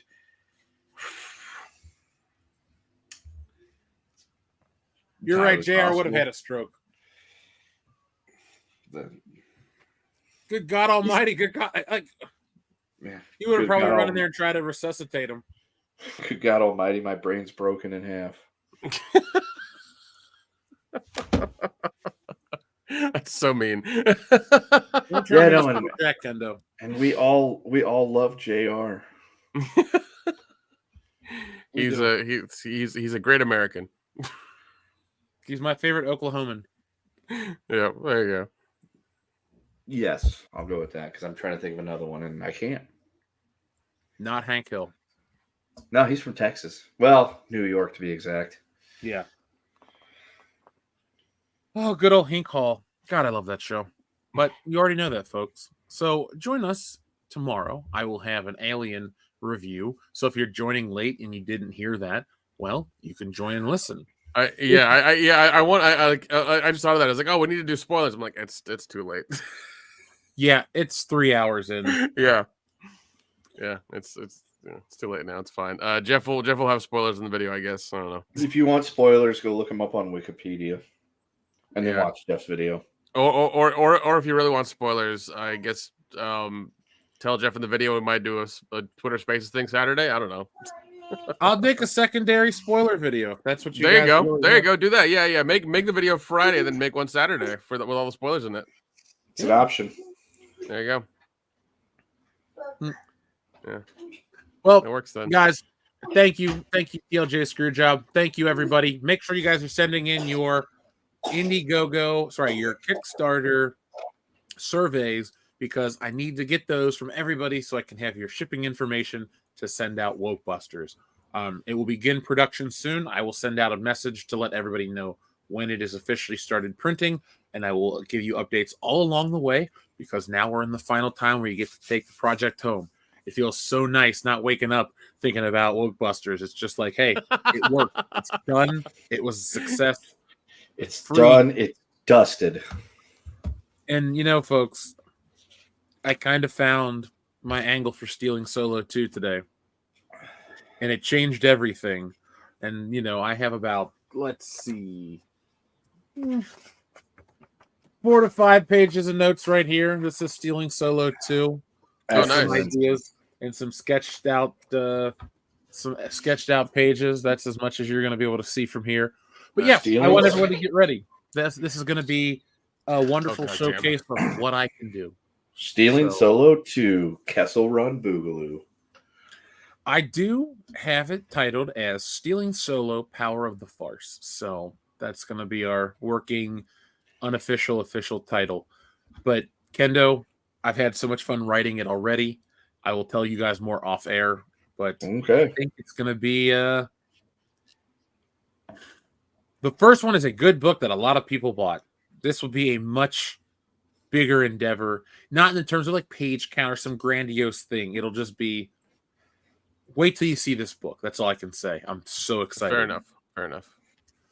But folks, let's see if we got any more messages. We do. Thank you very much. Xavier to God. Is your hometown where you're born or raised in? Either. Yeah, I think it's both. Yeah. Aurora, tell me about the Echo Base stream today. What happened? Yeah, I'd say where you're either. Steven Spielberg, his hometown Cincinnati, but then he was raised somewhere out west, so I'm sure he'll call that his hometown as well. That's kind of a good one. Yeah. I always say I'm from St. Louis. I don't ever claim any place else, even though I've lived in multiple places and currently live away from St. Louis. When people are like, "Where are you from?" I'm like, "St. Louis." Tron died. Oh, the actor. Oh, that's sad. Was it Bruce Boxleitner? Was that his name? Yeah. Okay. I'm R.I.P. trying to Bruce see if Boxleitner. it's true. Well, if I'm incorrect, I would like to amend that to congratulations on a great career, Bruce Boxleitner. Yeah, I'm sure. If it just happened, I'd give it like 5 minutes. It'll hit the internet for sure, but I don't see anything right now. So. Oh, no, it was one of the Echo Base members. Oh, I'm sorry to hear that. What? Yeah, anytime one of a fellow YouTuber, somebody passes away, it definitely hits a little hard. We've had quite a few over here, Nick, over the course of the channel's life. Well, I mean, we've been doing this for almost 10 years now, so I mean, it's kind of a lot of averages at that point, unfortunately. Yeah. And as we get older, the bodies are only going to start stacking higher. Yeah, that's true. It's going to be Kinda how it works. It's going to be Dion first, then Kendo, and then me and Jeff are a toss-up. So thanks, because we're the unmarried ones. Yeah. Less stress, less stress. We just transfer our consciousness into robot bodies, and we're just like, we're going to be taking over the world together as unstoppable androids.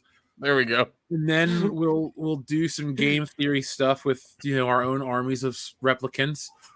And then once we get bored playing God, we'll go off to another planet and we'll terraform it. There you go. Yeah, that's what'll happen. And we'll have our Ernest Kelly LeBrox. There you go.